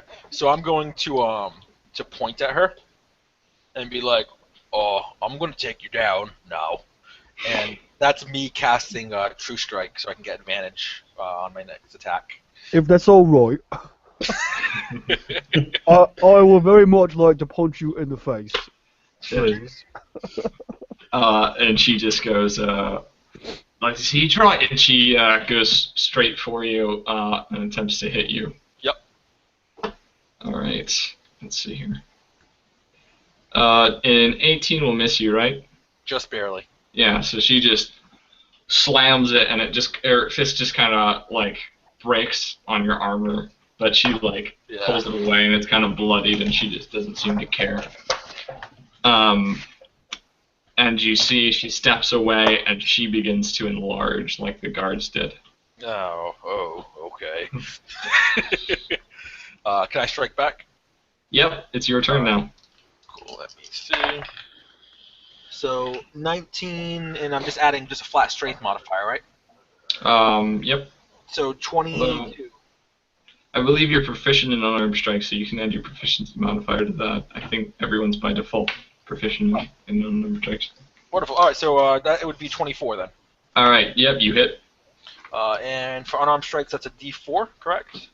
Yep. Alright. There you are. That is... actually, unless you have, like, Tavern Brawler. Do you have Tavern Brawler? I took Defender. I did not take Tavern Brawler. Okay. Yeah, so it's just a 1 plus your strength modifier. Cool. So 4 damage total. Alright. So, yeah, so you hit her, just smack her across the face, as she just, and her head quickly grows above you, and she just reaches down and grabs a hold of you. Make a strength, athletics, or acrobatics, dexterity acrobatics check. I'll go with strength athletics. That is 20. Alright. What did she get? This. Okay, yeah, so she just grabs a hold of you and kind of like basically yeah, she's just got a hold of your arm right now. She kind of like reached up and kind of grabbed at you. So you're grappled. Cool. Was that her action for the? Yeah. So you can go. Is it a standard to break a grapple? Yep. So that would be my action for the round if I. That would be your action, yeah. All right. Yeah, I'll attempt to break the grapple. Right. So athletics, right again, right? Yep. All right. That is 14. Yeah, you can't get loose. She's just got a firm grip on you now. Alrighty. Alright, so she, like, unless you have, like, a bonus action you want to use. Most of these are melee weapon related, so yeah. Nope. So she's gonna, like, pick you up, and she, like, attempts to basically lifts you up and, like, slams you down onto the ground.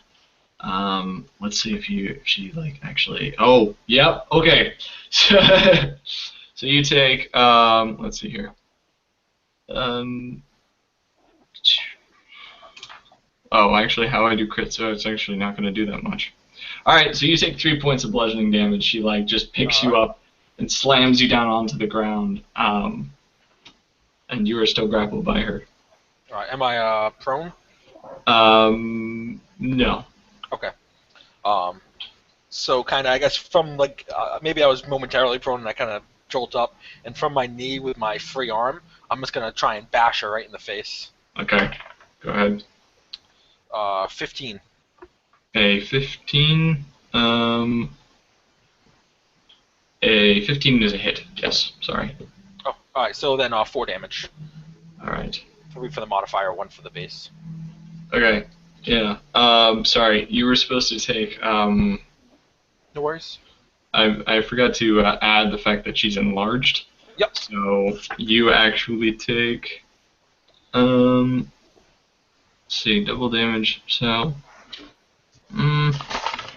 We'll add that to the total. So you take 6 damage actually from that attack. 6 total or an extra 6? 6 total. Okay. Thank you. All right. So you punch her in the face, and she kind of spits out a tooth, turns back to look at you, and then like grabs you again and attempts to like basically like she's got you by the leg, and she attempts to like fling you over her, and the whole crowd goes whoa. Traveling through. Let's see here. Does a that's gonna miss you. So like she kind of like attempts to like hurl you, but she doesn't like actually manage to like do any damage to you. You kind of recover a bit. And the whole crowd is just going crazy at this point. Kellan, you've probably rejoined them at this point. Okay. So you've just come out and you just see this giant Duergar kind of trying to toss your brother around. And you see Andrew, I assume, yelling, traveling band. Yeah, and I'm also taking bets. Yeah, taking bets. All right, it's your turn. Alrighty. So yes, so she's holding on to my leg now, and I'm kind of like a little bit off kilter, right? Yeah. All right. So let's see if I attack. That's gonna be a 20 total. Okay. Yeah, you hit. And with my free leg, I'm gonna try and bring it up around and like boot her in the face. Awesome. Yeah.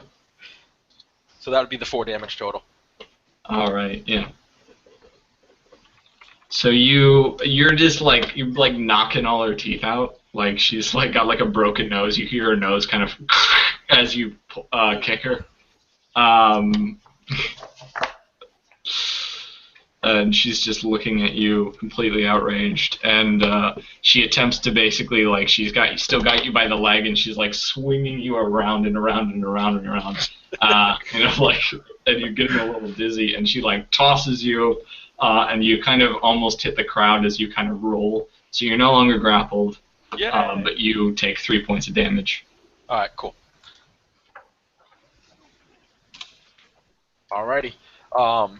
So I'll skid for a second in the dust after she throws me, and I'll like get to all fours, kind of stand up, and just like charge at her like and try to overhand her with a Awesome.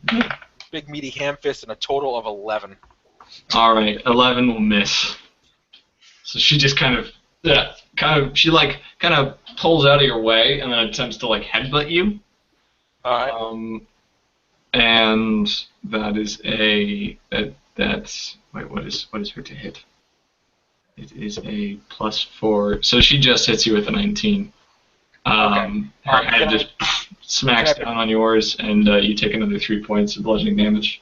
Could I potentially cast shield to as a reaction for +5 yes, to AC? you can do that. Cool. That's awesome.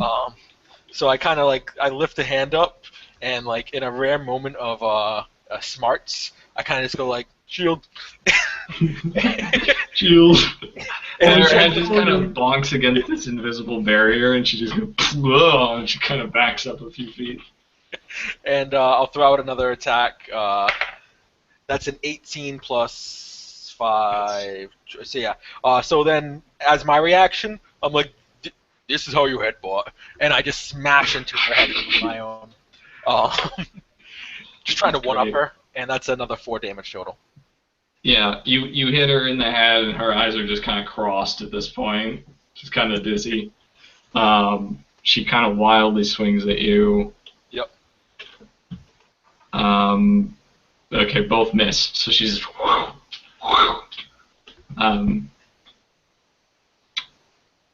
Awesome. Let me see. So we haven't gotten any rest, so I don't have my action surge back because I took that earlier. So I'm just gonna throw another attack out. Oh, that fell off the table. that's going to be an 8 total. So I'll kind of like, I'll open hand kind of palm swat her now. Okay, what did you roll again? Sorry. It was an 8. It was a miss. All right, yeah. She's going to attempt to grapple you again, so go ahead and make an athletics check. Alrighty. 17 plus my 5, so 22. 22? That is just enough. So you, like, barely, she kind of, like, grabs you and you just barely wrestle free. No, Okay, you can make an attack. Kyle, just so you know, you do have your action surge back. Oh, I do? Yeah, We had you a get it short back rest. on a short or long rest, and Sam said we had a short rest. Oh, nifty. Oh, either way. That's an 11. That'll miss. Alright, so I'll kind of try like a half-hearted kick to create some distance, and I just like, I come up short like a bad WWE wrestler or something. Yeah, you back up a bit, and she just kind of yells at you, and she like charges you and attempts to push you into the crowd. So make a strength save. 19. All right, yeah. So how do you avoid her pushing you into the crowd, like knocking you over? So like, how is she coming at me? Like cross arms Yeah. or like? Yeah, like just full on trying to like push you down or push you into a bunch of people. So I'll stick one hand out and be like, "Oh, stop that! There's people behind me." Like grab her head. Those flailing arms. Okay, yeah. It's your turn. Your go. All right. I guess as I'm doing that with my free hand, I'm gonna just try and sledgehammer her down over the top, kind of like Three Stooges style. And wow, that is a 8 total. Yeah. So she kind of ducks under you and basically goes for another punch. Yep. Hits you for a 20. Should have the attack right now. 21. Yep, that hits. All right. You take 3 points. Alrighty. She just brings these fists up into your gut. So like, I kind of cough up a little bit of blood, and I spit out to the side, and I'm like, "Oh, that was a good hit." And then I'll try and just throw a haymaker around the side. All right. That is a 16. All right. Yeah, hits. So that hits for 4, and then I'll actually take my action search, and with the other hand, I'll try and throw an uppercut. Yeah. That is a 19. That's a 24. All right. So since both hit, kind of like describe how you knock her down. Like, So I come around with the haymaker from the side, and it kind of like staggers her for a second. And as I'm rearing back with the momentum, I swing up and I just turn my hips into an uppercut, right into her chin. You kind of go for the like the side of her head with the haymaker, and you like see a spot that looks like a like you see like she's got like a black eye, and like a spot that looks like it was like hit in a very recent fight. You just hit that, completely dazes her, and then you just and it's almost like slow motion as she like and she falls to the ground and she's just drooling and she's like drilling blood, and it's. And the whole crowd erupts into cheers. As he wins, I fire off minor illusion fireworks and I go, traveling group. They join you in a chant. Traveling group. I'll go and I'll look down at her and I'll kind of pick her up and throw her over my shoulder. All right, let's go inside and drink. You throw over your shoulder. Everyone's throwing stones. Go ahead and add another 30 stones to your inventory, Ander. Sweet. Because they got so excited after the last match. Now they're like they were betting crazy on this one. Never bet against Lad. Never bet against Lad. All right. Bet on green. So you go back inside. Everyone's kind of like patting you on the back, like kind of congratulating you, and you feel very, very tired. Oh yeah. Like you're exhausted. Like you feel like you're gonna pass out right now. Actually, if I'm sitting down, I will fall asleep on the table. Okay. That's great, yeah. You just kind of let her slump to the floor, I guess, or something. Yeah, I'm just like, I just kind of put her down and in the chair next to me, and I gently rest her head face down on the table, and then I just join her. Yeah, that's Or great. I'm going to nap now. You see a few people like kind of come up from the upstairs where the beds are. They've like just kind of woken up after all the ruckus, because there's no clear day or night cycle, so people pretty much sleep whenever they want. Yeah, so the music's kind of washing over you. You're all very tired, and things are kind of quieting down. Kellan, you see the drow is kind of like left. Okay. You don't know where he went exactly.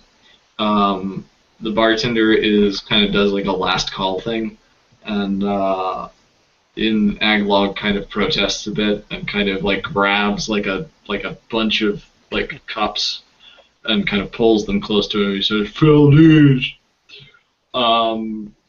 And nobody else bothers to take alcohol because they know Aglog will just steal theirs. And people begin to kind of things just kind of begin to simmer down. Nothing's happening. You see the two human-looking people are still at that corner table playing like a board game or something. Yeah, I'll kind of stroll over towards the beds. Is there like room, or are there just beds in the same room as everything else? Yeah, there's a makeshift stairways up to the second kind of story. This like train car has like 2 stories. Mm-hmm. And if you go up there, you see several other people like sleeping. And they're just these like kind of lazy cots kind of thrown out. So it's just a big wide open bay of beds? Yeah, they're like they look like used, like they were basically thrown into the scrapyard, like old mattresses, smell of like puke and shit. Sweet.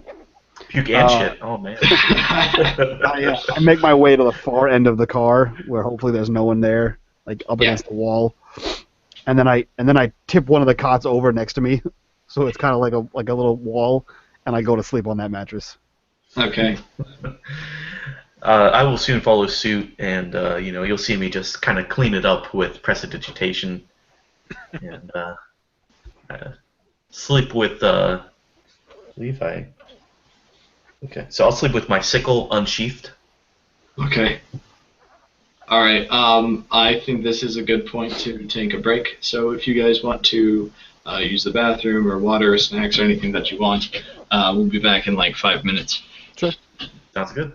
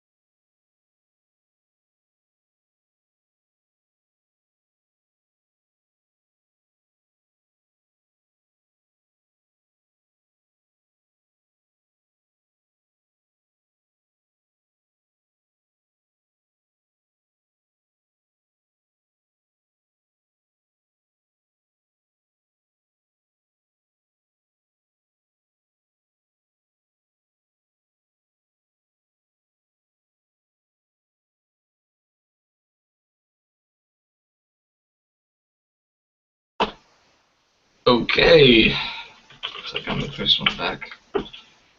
See if there's any comments. Anyone watching? Should probably share the event with somebody.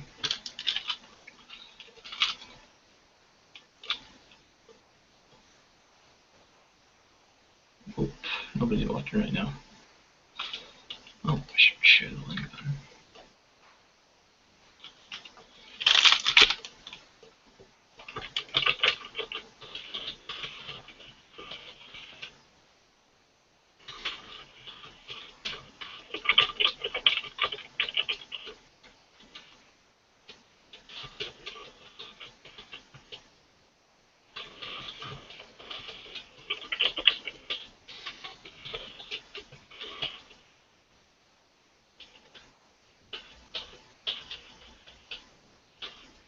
Alright.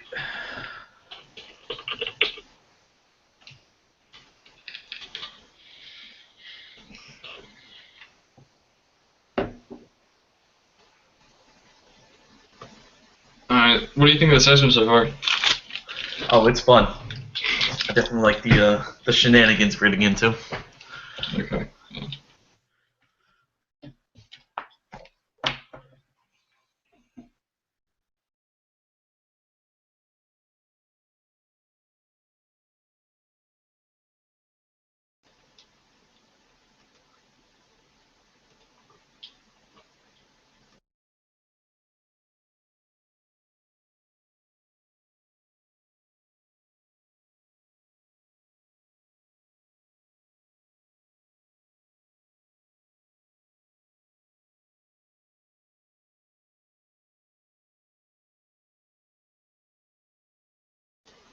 Yeah. I thought I would do like all the tavern tropes in the second session, just to break the grain away a bit. Right. It's a nice way to introduce things.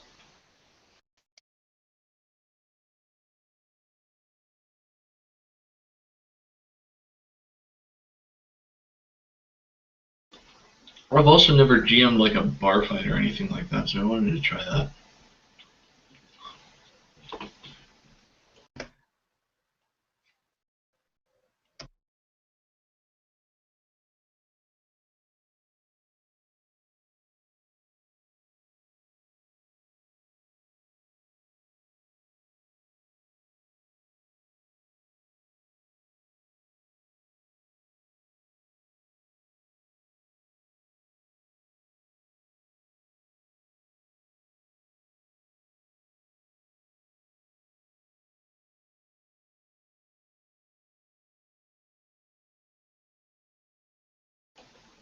It's so weird I can watch the stream and see everything on a slight delay. Yeah, it's good. It's on like what, about a minute? Is that? Yeah. That's funny.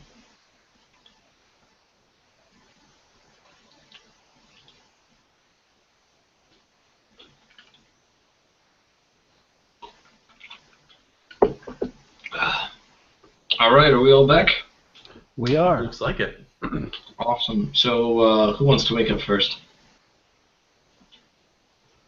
I can. Okay. Go ahead and wake up first. And You wake up, your sickle is unsheathed, and you guys can all have the benefit of a long rest, by the way. It's been about 8 hours. Wait.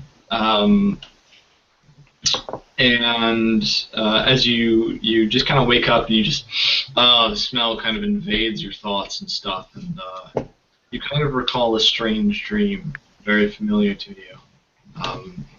This dream, you saw a man and a sunset and 3 strange poles and darkness enveloping everything. It's like you've had it before, and then it's gone, and it's replaced by the stench of this horrible train car, and it quickly flees your mind.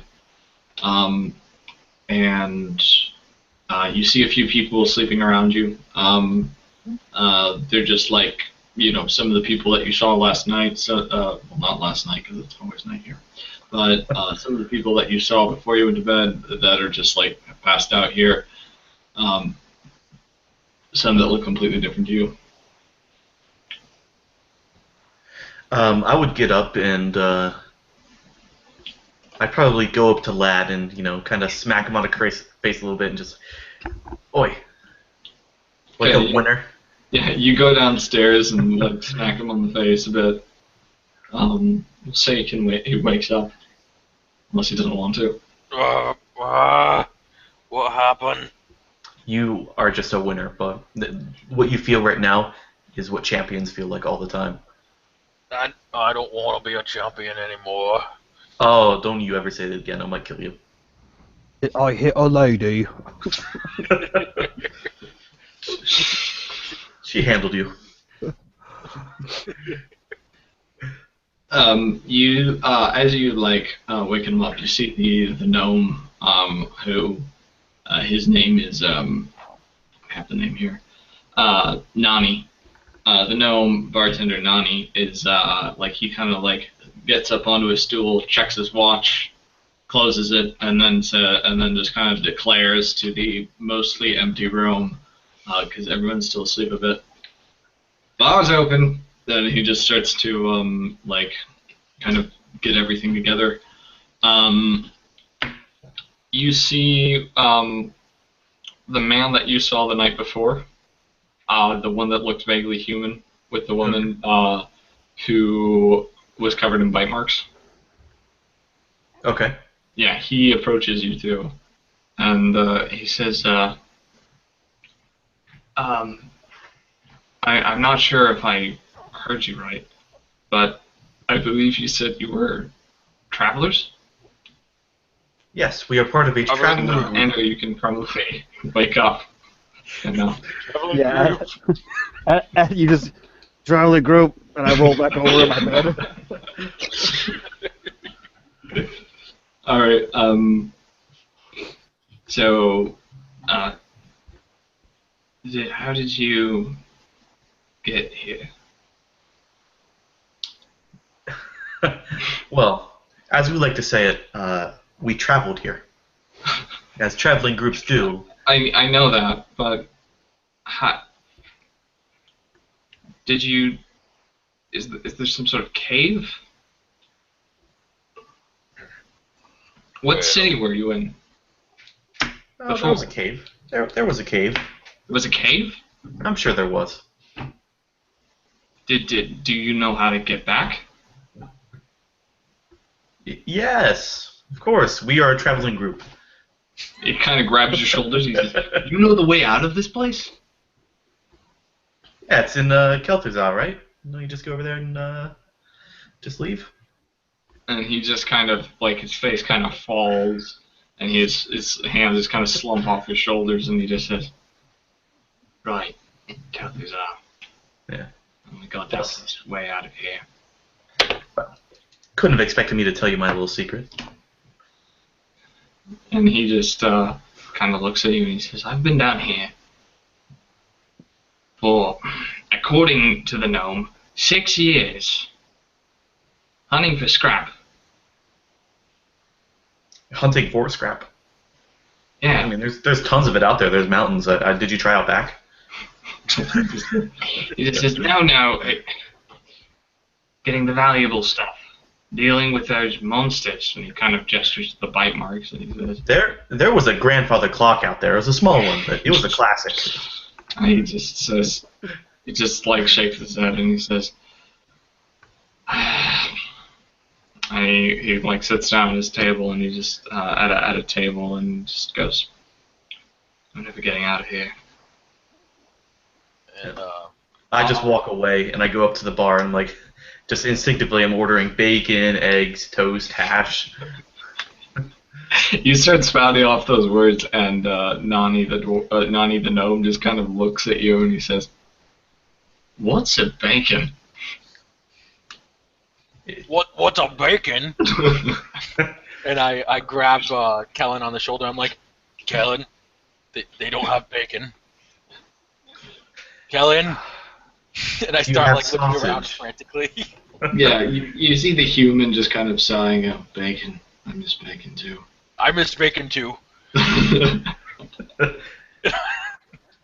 I'll walk up to him you just know what? yell at him, "What is bacon?" What's taters, eh? You mash them, chop them, put them in a stew. Stew. Oil and mash them. Derailed. Poach. So at the mention of food, I kind of wake up and grumble and come downstairs. And as I pass by people, I traveling group down the stairs. And then I walk into the proper With each step. Yeah.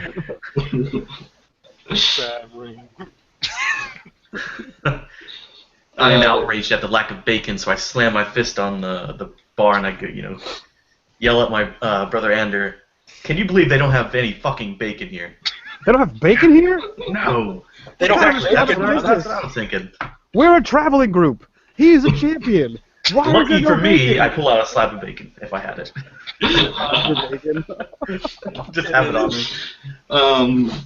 The gnome just shakes his head and he says, "We don't get much. We don't get much good food down here. We get meat from those monsters, the occasional horror meat, sometimes fungus. It's generally what we have.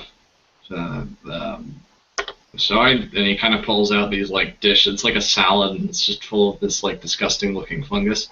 And he kind of tosses it down. And says, "Doesn't taste good. Kind of burns a little bit, but it's edible."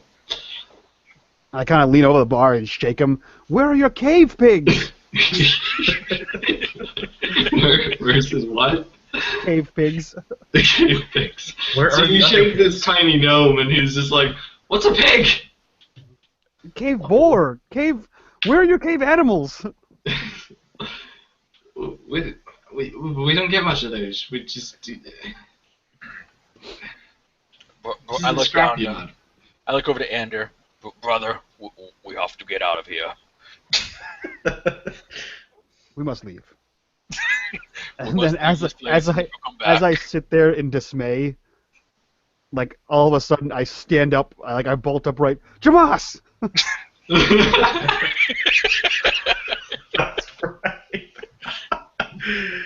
And I just shout his name out. And I'll look around and be like, where? He got out.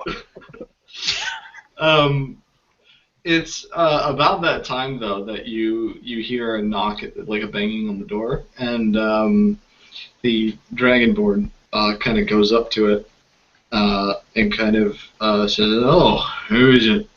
and opens the thing, and there's an explosion, and he goes flying backwards, and the door, half of it just gets blown away. Roll for initiative. Sweet. Oh, that's not good. 12. 2. All right, Kellan, what was your initiative? 15. 15. Ander? 12. 12. Okay. I'm writing down that he doesn't have bacon. And Just taking the notes. And Lad? 2. 2. Oh. Oh, yeah. Great. You were really groggy. he's hungover as shit. So the door goes flying off, and essentially the gnome kind of falls off the stool, and you see the human and the few other people who have kind of gathered around you. You see the orc from last night, and Aglog is kind of getting up, and one of them just yells, "Scatter!" And everyone starts to just kind of run and hide. You hear people kind of like getting out of bed, and they're just yelling alarm, just like, they found us! They found us! There's like panic voices. I will also run and hide. Okay. You see the basically the door goes flying off, and out through the smoke and the fire steps a couple figures like donned in full armor, and they're both flanking this one figure in spiked armor and a long beard going down to his feet, and he's got this great scythe in front of him, and he just says, "Right, take everyone," and they start to pour in. Yeah, right. Sorry, I just need to get some of these initiatives down properly for the bad guys. Do you? Andrew, you can go ahead and roll a stealth check. Oh. 9. Okay. I rolled a Micheal 2. too. I rolled a 2. You kind of like hide behind the bar, and then part of it gets knocked away by a second blast or something. I just hide behind Lad. Sure. Traveling. Guards.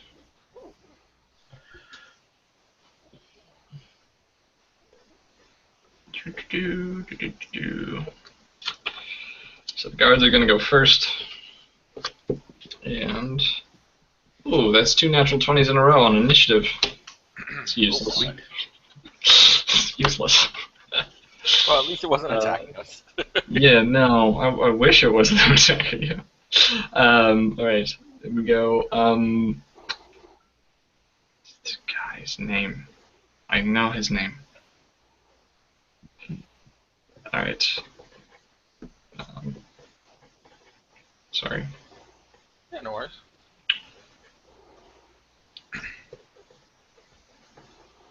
Alright.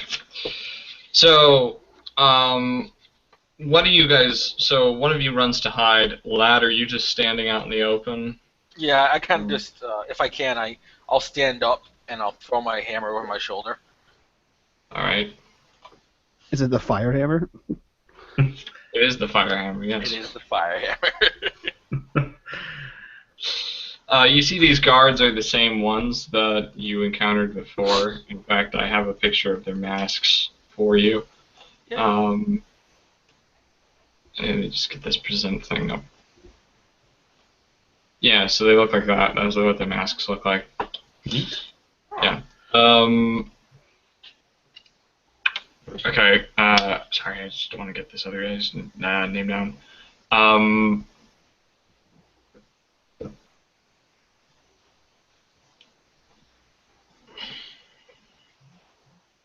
Okay, he'll join the fight a little bit later. So the big guy goes straight for Lad, and he just pulls out his scythe and he just says to you, "Surrender." Oh. And I look behind me to Ander, and I'm like, "Do I surrender?" How many of them are there? You just see 2 and this big guy right now. No, we can take them. You got this. And I nod, and I then I whisper, traveling group. As you don't obviously surrender, he takes a swing at you. Yep. Alright. Alright. Does an 18 misses you, right? yes, it does. Yeah, so he swings the scythe and just barely skirts under you. The other 2 guards rush in, and they are going to enlarge, and I'm just going to have that be their turn. And they're just towering on either side of him. Okay, Kellan, it's your turn. As a bonus action, I'd like to pull out the ring. And I guess I would like to intimidate them as well, and calm down, boys. They're with me. Okay. This was an inside job. You fucked me over. This one's... you don't fucking touch this one. All right. Do like a intimidation roll, a deception roll? Yeah, either one. All right. Oh, that's not too great. 12? Yeah, he looks at the ring, and he spits at you, and he just says, I see you're one of the dragon's ilk. And yeah, that's it. Okay. So he's not buying it, or? He doesn't buy it. No, he sees the ring and he's now focused on you. Okay. With that, well, I'm sorry we can't come to an agreement. Chill touch. All right. Is that an attack roll? That is an attack roll. Okay. Plus 5, 17. That's okay. That is a miss. Ah, shit. You're attacking the main guy, right? Yeah, the guy who spit Yeah. at me. Okay.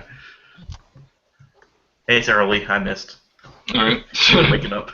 So you miss. Now, Andrew, it is your go. You were cowering behind Lad. So everyone has moved, right? So how close are these other guards, the enlarged ones? They are right next to the one that is on Lad. Okay. So I will come out from behind Lad and move towards the one on the left, and I will attack him with my rapier and short sword. The one on the left? Yeah, the one on the left. Okay. So rapier would be 18 plus 5, 23. Okay. 23 is a hit. Okay, and then my short sword would be 10 plus 5, 15. 10 plus 5, 15 damage. Yep. Oh no, that's 15 to hit with my short sword. Oh, that will miss. Okay, so then my rapier does 10 damage, and then my sneak attack does an additional 3, so 13 damage total. As I leap out from behind Lad and just sort of stab this guy in the gut, and then attempt to slash at his throat with my short sword, but miss. Yeah, you stab him really good, and as he's growing, your rapier just continues to actually, like, kind of carve into him. Nice. Awesome. We're up to Lad now. So, I'm going to unheft the warhammer from my shoulder, and I'm going to take a swing across the guy at the center and trying to catch the guy to the left as well that my brother just hit. And I'm going to be using sweeping attack, and I'm spending one of my superiority die. Okay. So how does that work exactly? So, if I'm reading it correctly here, I attack, and if I hit, I can spend my D8, and it deals that much damage to the guy adjacent to my main target. Okay. And your main target is the Duergar on the left? My main target is the gentleman, the main guy, the center. Okay. Try and basically not almost like bump him into the guy on the left, I guess would be the flavor behind it. All right. So, let's see here. 18 and 5 is 23. I'm bad at math. 23. 23 is a hit. Yep. Cool. So I'll do my normal damage, and then I'll roll the D8 for the gentleman to his side. Boom. That is 10 damage, and the guy to his side takes 6 damage. All right. So I'll kind of like bat him, the commander, or whatever he might be, into his peon. Cool. Yeah. In total rage fills his eyes. The white beard goes flying up in the air, and he just kind of bumps into this guy, and his armor, which is covered in spikes, actually like pokes into him. He's looking really bad. And now we are up to the Lathala is his name, and so as he like pokes into this guy, he's going to basically use the back of his scythe to push this giant Duergar into you. So this giant Duergar is going to basically fall forward, and I need both. Well, actually, Ander, how did you maneuver yourself? You stabbed with this. Okay, so all right, I want Ander to make a dexterity save. Let me see here. 15 plus, I'm trained in it, so dexterity will be 5, so 20. 20. Okay, yeah. So you just barely managed to dodge out of the way of this thing, and then he brings his scythe up into the air, and he's going to bring that down and attempt to hit Kellan. Okay. Does a 15 hit you, Kellan? My AC is 15. Yeah. So he brings the scythe down towards you, and you take a total of 11 damage, 11 slashing damage, as the scythe rips into you. And now we are up to Ander. Oh, the guards didn't go. Okay, so the guard that just fell down is going to stand up, and he's going to swing at Ander. Let's roll that. That's going to hit. And he deals... Let's roll this out. He deals you 12 points of bludgeoning damage as this warhammer hits you. Okay. And then the other guard is going to make a swing for Lad. And he's going to miss. Hey. So he just means nothing but floorboards. About this time, you see the human that was covered in bite marks kind of jumps into the fray, and he is going to leap atop the one on the right, and essentially he's like he brings like a dagger down onto this thing and stabs him. So he's helping you out. Yeah. All right, we are now up to Kellan. Okay, so I definitely would like to fuck up the one who hit me so hard. Alright. That's the one with the scythe who did that, right? Yep. Cool. I am going to just make a big old fire fist and shoot a firebolt at him. Okay. Now, is he in melee range, or does he not have? Does he have reach with his scythe? He does reach, so you can Okay. hit him. Okay. That would be a 17. A 17 is a miss, actually. Damn it. Okay. I don't make purchase and I shoot it between his legs. Yeah, you it's quite difficult because you have these two lumbering guards kind of a bit in front of him, and so they're kind of blocking your vision. Yep. And he just kind of like, the scythe is he's just like dragging it back across this floorboard, it's actually not floorboards, it's a metal floor, so it's making this grating noise. And he's just saying something in a language you don't understand. It's just like,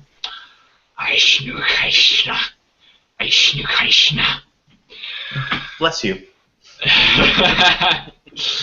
Alright, we're up to Ander now. Ander, there's the one really terribly injured one. I will go for that one. With my rapier and short sword again. Okay. So, rapier attack, 12 plus 5, so 17. Hits. And my short sword is 12 plus 5, 17. Alright, so roll your damage. So Both of those hit. be 4, 7, and my sneak attack would be plus additional 2, so 9 damage total. Okay, yeah, you can kill this guy. Okay. So yeah, I believe he's the one that just struck me. So I kind of, like push his hammer to the side with like the back of my short sword hand, and I stick him with the rapier, and I just bring it across his chest and just slash open his chest. Yeah, awesome. Pull out the Yeah. rapier. So he just kind of falls to the ground, and the Lathala just curses, and he says, "Stupid fool." And then I will I use my bonus action to no, I don't get a bonus action because I used that. Yep. Never mind. All right, we're up to Lad. Alright. So, with the momentum from my previous swing, I'm going to bring it back around, and I'm going to twist the handle as I bring it around and activate the Alright. flame gout from the Awesome. from the hammer. Yep, the fire just off the back of it, and it just starts to fly at an incredible rate. And 18. And 18 to hit who? The commander, the lead guy. That just hits.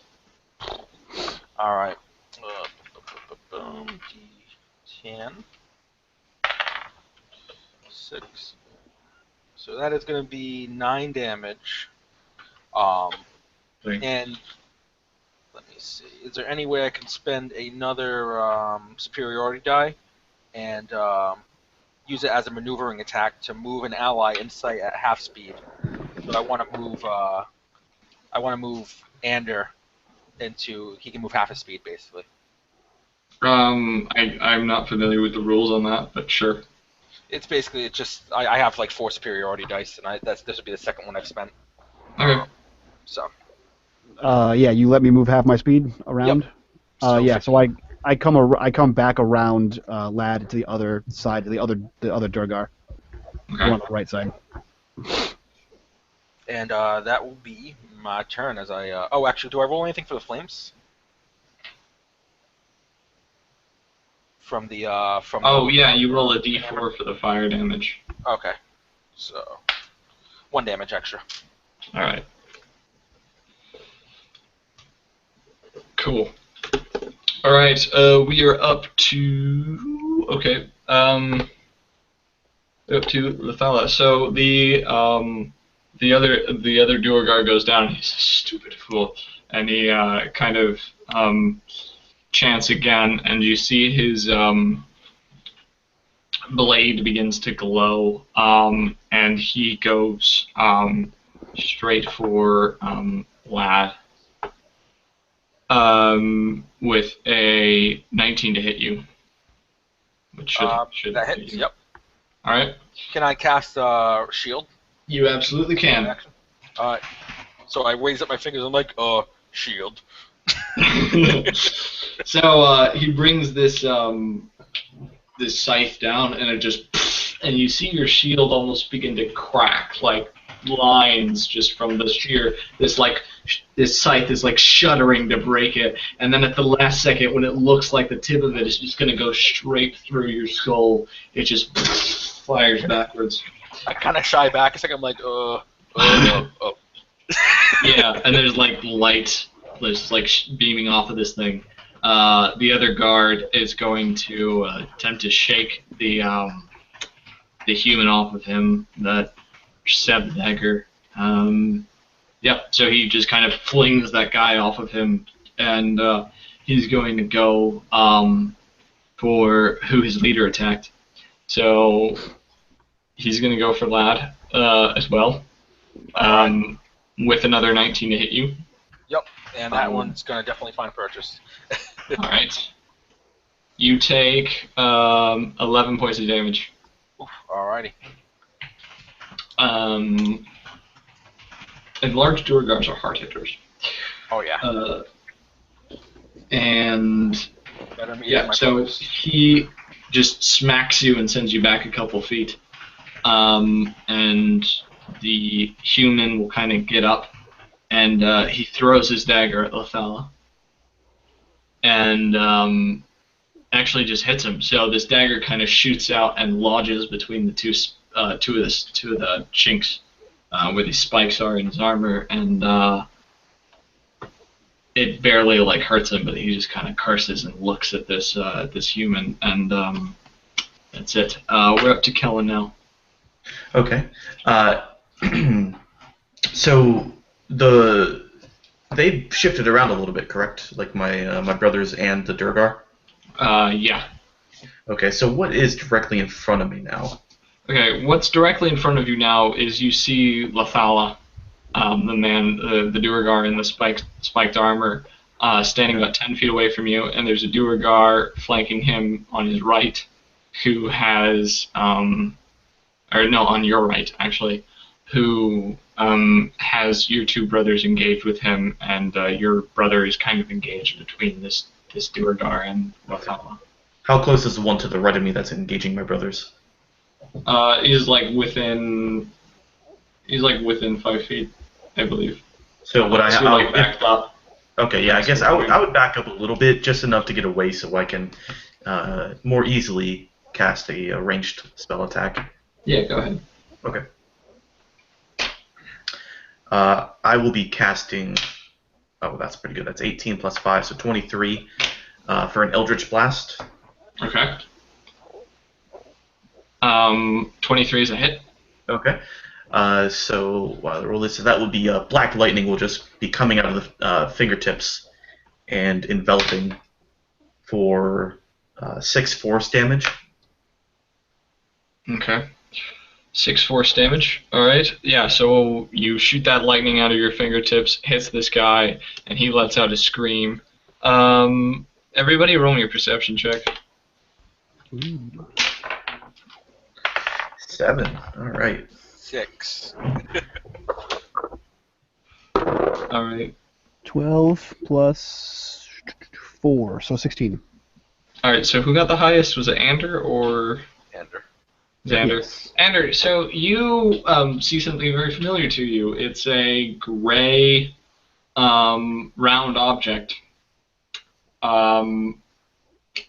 Similar to one that you have in your pack. Who has this? 2 in his pack. Yeah, you can say he has 2 now. Oh, I have one. Yeah, and you see these are being actually dropped through the windows. Being dropped through the windows of this bar? Yeah. Huh. They do anything? Nope, they've just fallen. You recognize them, they're the explosives from the train. Oh, that orb. Yeah. I thought you meant the... No, those Okay. gray balls Oh, drop okay. down. I was trying to be vague about it. Fantastic. Yeah, they're bugs. Okay.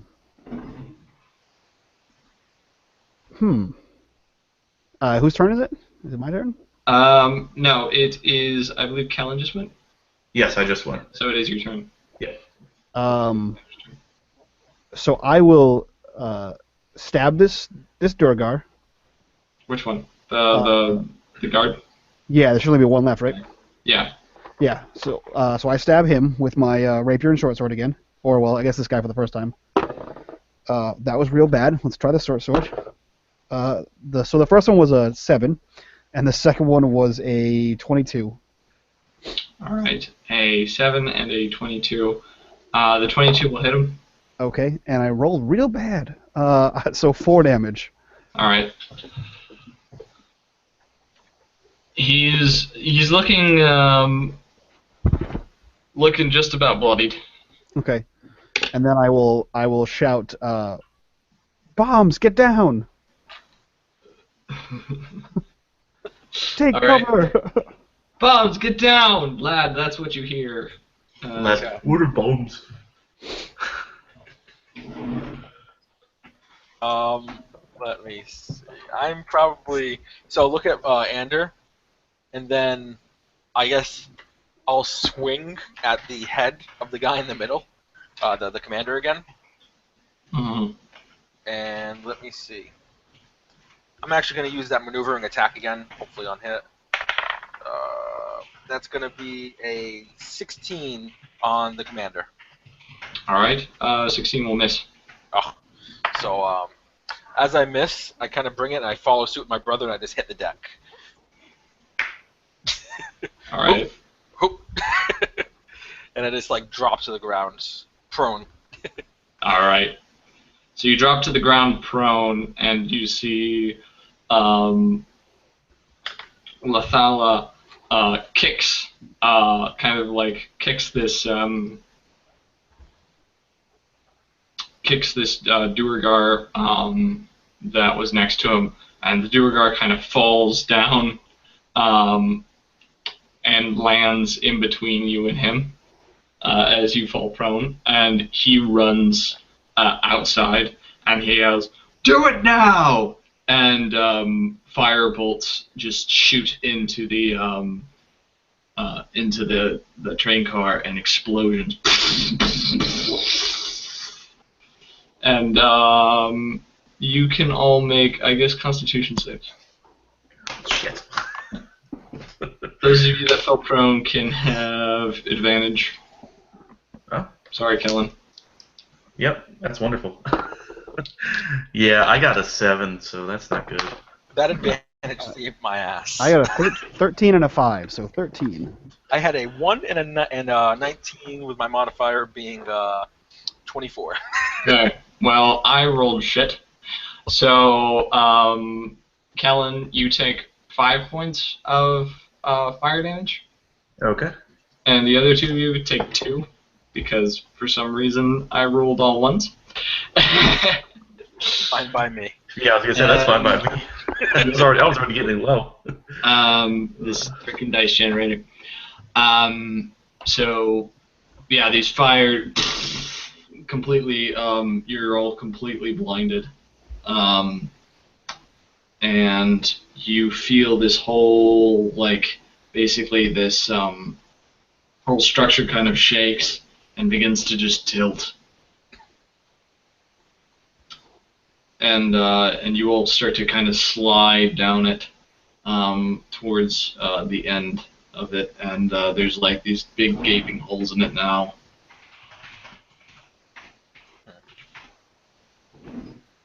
And So- you're basically it's like you're in this train car, right? Yep. And it these explosions go off, and it disturbs the stuff around it, so to the point that it just starts to. And you just begin to kind of slide down it, basically. And there's now these big gaping holes in the sides of it. Can I get to my feet without too much trouble, or that would probably require something, right? Acrobatics. Cool. So I'll get to my feet. Acrobatics 12 and 2 is 14. All right, 14's pretty good. So you kind of managed to stand up a bit. You see the human that was fighting with you, the bite marks on him, is dead. And you see a few other people that have just kind of fallen, and they're also dead. And you see some other people that are kind of they've gotten basically out of bed essentially, and they are kind of falling all over the place. And this thing is just and starting to kind of sink. No bueno. What do you do? Can I go to grab my 2 brothers, well, rather Andrew off the ground, because I believe Kellan's still standing, right? This whole thing is shifted around, right? Yeah, I would say that you guys all would have been knocked prone, so you can all make acrobatics checks to stay up on your feet. Okay. 16. 13. Oh, acrobatics, sorry. I think you were still prone, right? I was prone, but I'm going to make an acrobatics to stand up, I guess. 18 plus 5, so 23. Alright, the DC is 12, so assuming you guys all hit that. Yep. Um, 16. So yeah, everything's sliding, the tables are falling, and you see the gnome is he hid behind the bar and was able to avoid the explosion. He's kind of hanging on for dear life, and he's shouting, "Help! Help!" You see the passed out dwarf from the fight before has just been hit by this explosion and is now kind of coughing and falling down this slanting thing. So with the holes that are in the cabin, Yeah. the way that we're tilting, can I see are there any holes from that angle, or? You can see basically there's 4 major exits now on both sides of the train car.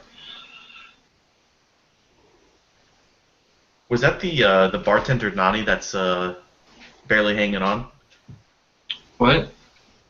Did you not say that the bartender gnome was asking for help? Yeah, he's asking for help. How close am I to him? You would be because you guys were pretty much all at the bar when this started. Okay. So you kind of cut out there. How close was I? You just About said we were 10 at the feet. bar. About 10 feet. Um, I would like to sternly say that because he doesn't have any bacon, it's his own fault. And I loosen his grip. Just yelling, "Are you crazy?" A little bit, and I stop. Help!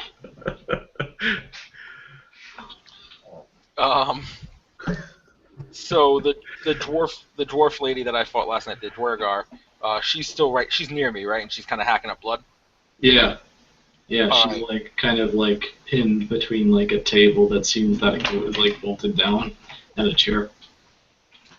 Would I be able to grab her by like maybe the horse collar, like the scruff, Yeah. and start to make my way out one of the exits that's been blown open? Yeah, you can totally do that. And I'll motion to my brothers. All right. What do I need to hoist the Dwergar? You can like grab her by her armor or her hair or whatever. You should make a. I do want you to make a strength check because she is in heavy armor and she's a dwarf. Yep. She's quite heavy. 20. You basically drag her against gravity because it's pulling her down. 20 is good, so you can grab her and you can pull her out from the pinned position, and you can like drag her towards one of the holes. As this thing is getting to the point where it's almost vertical. You're like only able to maneuver by like grabbing onto like things that have been like nailed down, like nailed down tables and things like that. It's just continuing to just tilt and like sink. Alright. Yeah, so I'm making my way to the front. I'm going to try and jump out, hopefully with my brothers in tow. All right. Yeah. Yeah, you can do that. Cool. You kind of like leap out, and you land in the scrap. Could probably bang yourself up a little bit, but nothing like serious. Yeah, this train thing begins to just sink behind you, and it kind of comes to a halt. And you can kind of hear the noises of, like, you hear a couple dwarves yelling out, like, "Whoa!" as this thing, like, went off, and they're all chanting from the other side of this thing. They don't see you yet. Alright, I'll continue to hoist Dwergar Lady in one hand, hammer in the other, and and try to work my way around the heap so I kind of get out of sight. Yeah, how big is this sinkhole? It's pretty big, but you can probably get out of it without much trouble. Like, I want to make you roll for it. Okay. Yeah, then I'll follow Lad's path that he's pushing through. Yeah, so you're trying to like just get away from these guys? Yeah. Yeah, okay. Good thing. Yeah, and you almost as you're like pulling away, you kind of hear a voice that sounds familiar to you. Are you sure they're all dead? And it sounds very, very familiar to you. Like a strange clerk. God damn it, Jermas. He says, "Are you sure they're all there? Is all the evidence destroyed?" And yeah, so that's what you hear as you manage to get basically far away from this sinkhole, because these dwarves on the other side of it are kind of celebrating the fireworks display, basically. So when Kellan held up the ring or put on the ring or whatever, the big scythe guy, he said, what is it, Madragon's boys? Yeah, he thought you were one of Madragon's boys. Okay, so we are to assume that they are not one of Madragon's boys? No, they are not one of Madragon's boys. Is Madragon's symbol the bull on the rings? Yeah. Okay, so as we're rounding this heap, I make what do you call it? Minor illusion, kind of like the Harry Potter dark mark. I make that, but I make the bullhorn symbol above the above this fiery pit. That is awesome. Take inspiration for that. Nice. I guess we're one of McDragon's boys now. Yeah, and you can kind of hear the cries of Lathala saying, "Get that down! What is that?"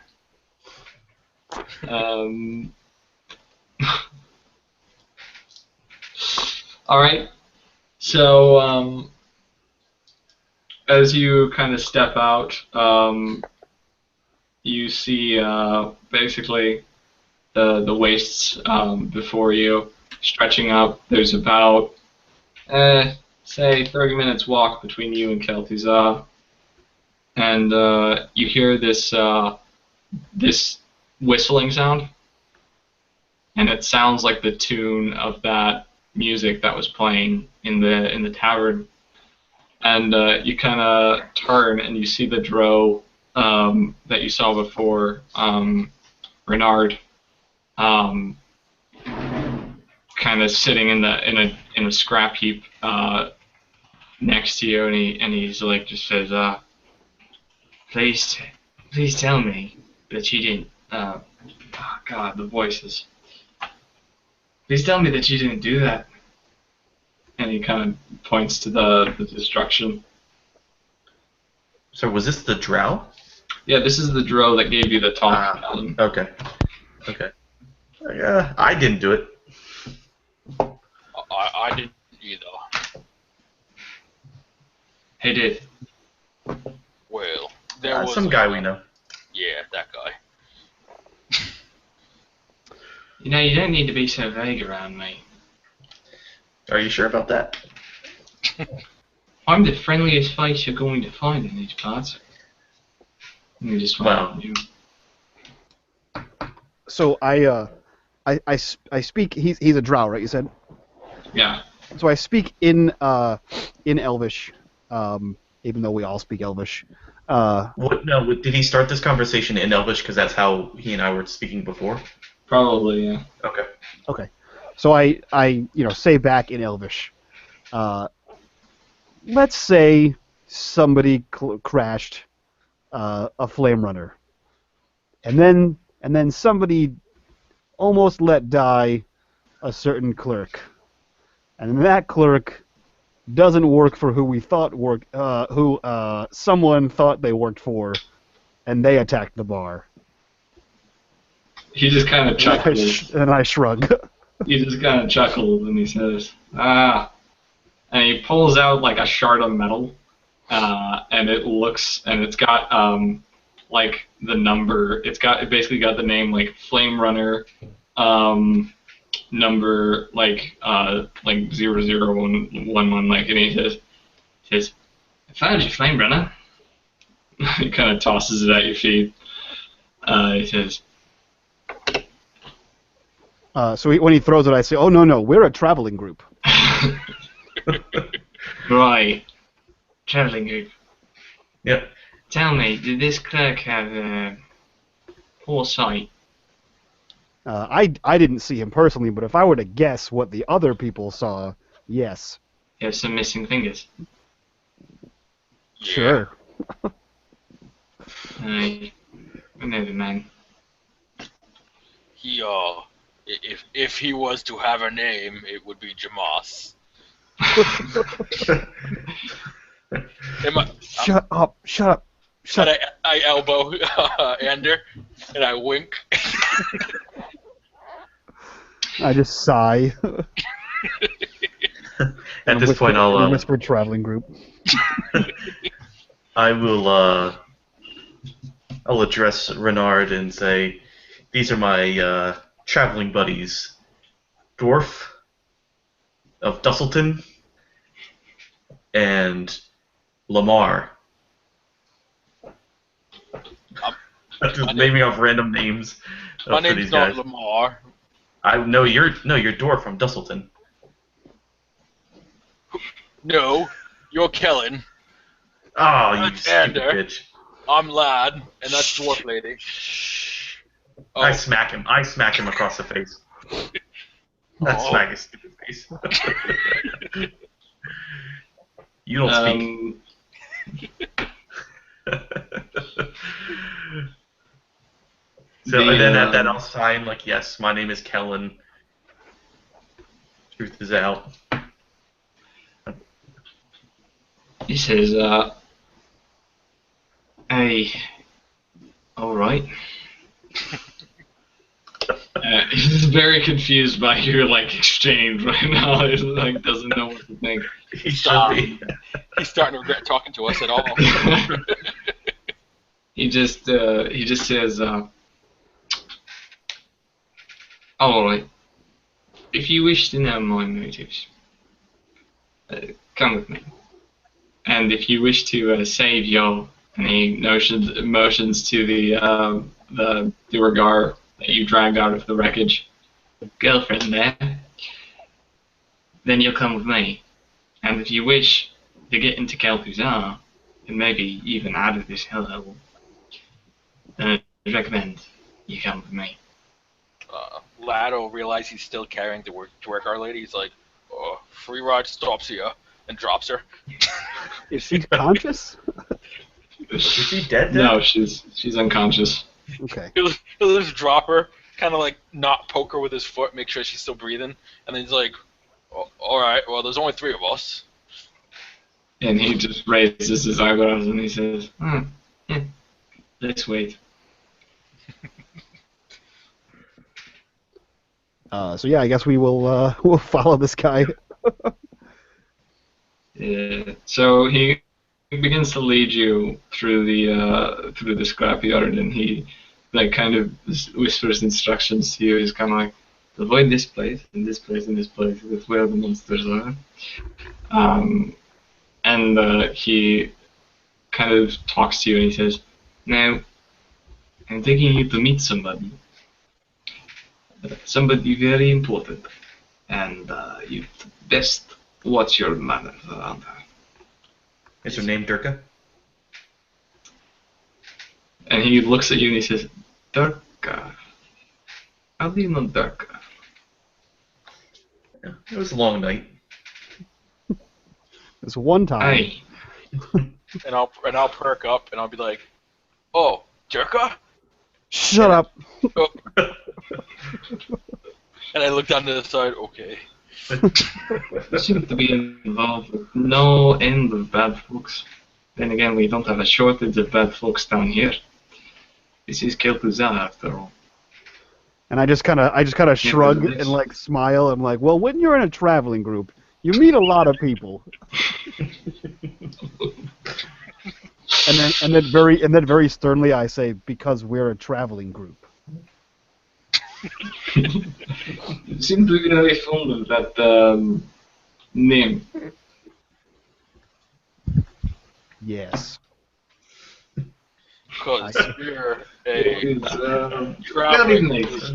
He, how do you say, rolls off the tongue. And he kind of like, you see his tongue is actually like forked. Yeah. Rolls off the tongue.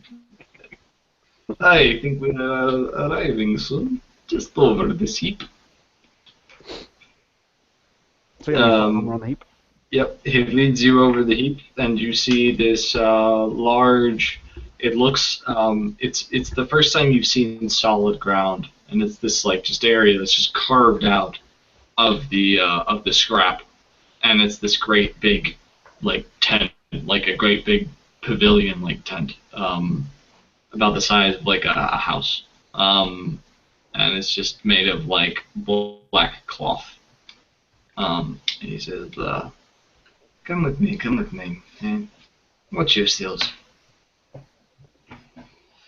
Mind your gears. And don't start any bar fights or what you call arm wrestling. Oh, I get visibly dejected. First no bacon, now no arm fights. Well, if you want the bacon, you'll have to get back to the surface. And I'll follow him in. The Lady of the Mist, and it kind of opens the black curtain, and you see there's like actually a little mist on the floor. And he says, the Lady of the Mist can bring you to the surface. Ladies of the Mist. Lady. Lady. Okay, just one. Yeah, so I'll kind of like rear back for a second and then like cautiously step into you. the mist. Like I tiptoe into the mist, making sure that there's like everything's okay with the ground. Alright, yeah, you step in, you feel immediately really cold. And you notice that your dark vision doesn't really work in here, which is weird. You notice this too, Kellan. Even Your though devil's eye. even though it's magical. Yep, Okay. that's really weird. You've never encountered this before. Okay. You step inside, and Ender, do you go in as well? Yeah, I do. So you find yourself in complete darkness, and you kind of look down, and you see the floor is just gone, and there's just mist around you, and you kind of see various images. You see you see basically Everrain. You see like Benblade Hollow on in morning day, and there's rain from the night before, and it's kind of like brings you back to your childhood. Your mother's kind of inside. You can like feel her inside there. And then that kind of fades away into the mist, and then you see, and you can't even see each other at this point. You see what looks like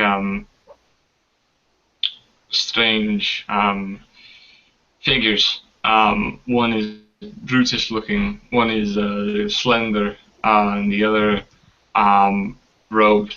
But you cannot see their faces. You can't make out any details of them, and if you can, you forget them the moment they go away, and they each pass by. And then you hear something sound like a low rumble.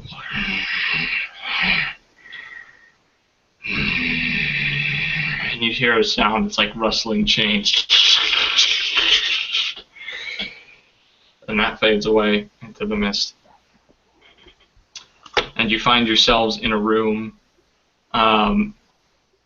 All three of you see each other again, and there's a pyre in the center, and has this blue flame that's just not emitting any smoke.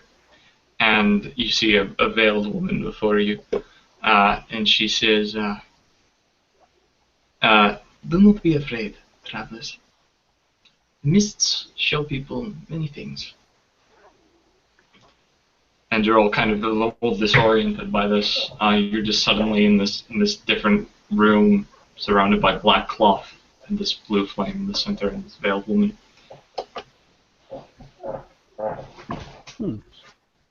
It's a hell of a drug you got us. Have us on right now. I'll take 2 more. The mists only show us things every so often, travelers. But I saw you. I saw the 3 of you coming here. Which is why I told my friend, Renard, to go seek you out. Lad will extend his hand. Hi, I was told to be polite. I'm Lad. She gently reaches out and kind of shakes your hand, and her hand feels very, very cold. I'm very daintily, like with the tips of my fingers, I shake her hand. Do you do a curtsy? I would get straight to the point with her and ask her, why are you so interested in us? It's not it is the mists. Why are the mists so interested in us? Child, there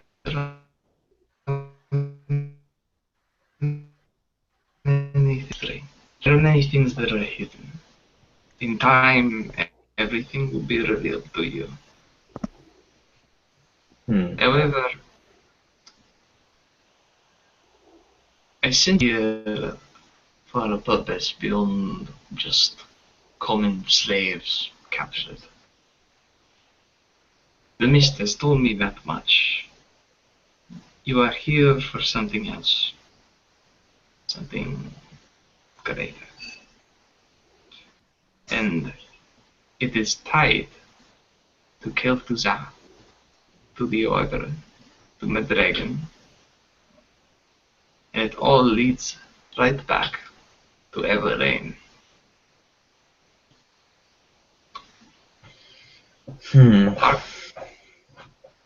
has consumed that land. The darkness of this world is reaching up, and it will devour everything, draw everything out of balance.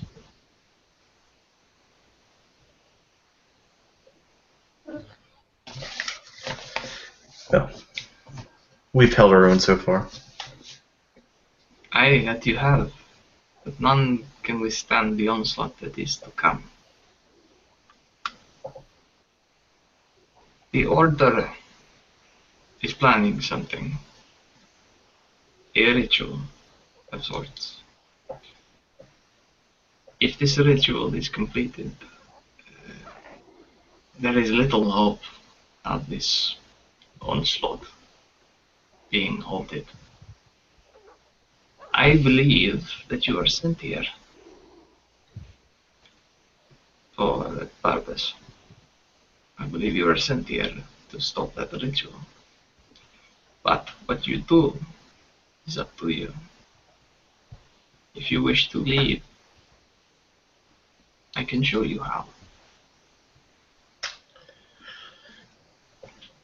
I'll look to my brothers and just kind of, without saying anything, I will look expectantly from them to see if they have anything to say. I look down and I say, why is Unmadegaming taking slaves from the surface? Unmadegaming is not taking slaves. That is the Order. Unmadegaming is the counter force. The Order is the status quo. Why are Unmadegaming's men working the Flame Runners?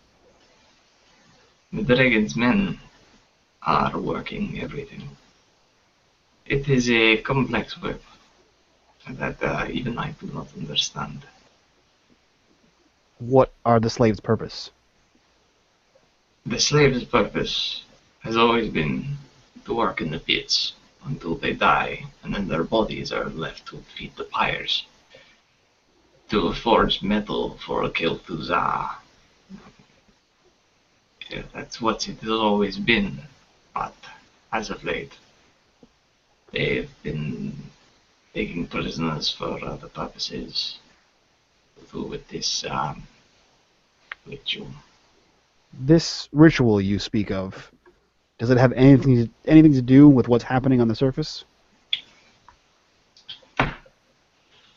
It is connected in some way. I am not sure. Not all answers are revealed to me.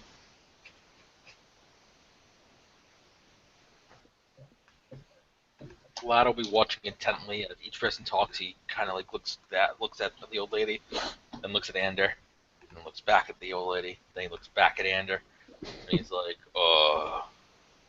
so what do we do? I before he gets the last word out, I kind of hold up one finger and like the grown-ups are talking. Oh, okay. She says to you, whatever fate may be, the mist will reveal in time. What is it that you want? Lad pipes up. He's like, I want my mama. She's never coming back. We should probably talk to him about that soon. The farm she's on is very nice. She's probably not going to leave it. But we're not at the farm. But it's a special farm for moms. Only females can go there. Hang out with other moms. Yep. Oh, okay. She writes you letters. Yeah. So I turn to Kellan. And I kind of look at Lad and then turn back to Kellan. So we can stay here in this baconless hell, or we go home Have where bacon. there's a demon-infested city, but also bacon. Are there bacon demons? I mean, we didn't see one. Well, if we didn't see one, there's still a good chance there is one. We also haven't seen cave pigs, so there might That's still be true. one of those down here. Yeah. I think we should investigate that. That might be a lucrative deal. Cave pigs, right? A lucrative deal. It's going to be exotic once we are the heroes because we're so famous, and we'll just sell them cave pigs. And So I kind of reach up and put my hand on the back of Lad's neck, and I say, I have an important job for you. Cave pigs. And that's all I say, and I turn back to Kellan. All right.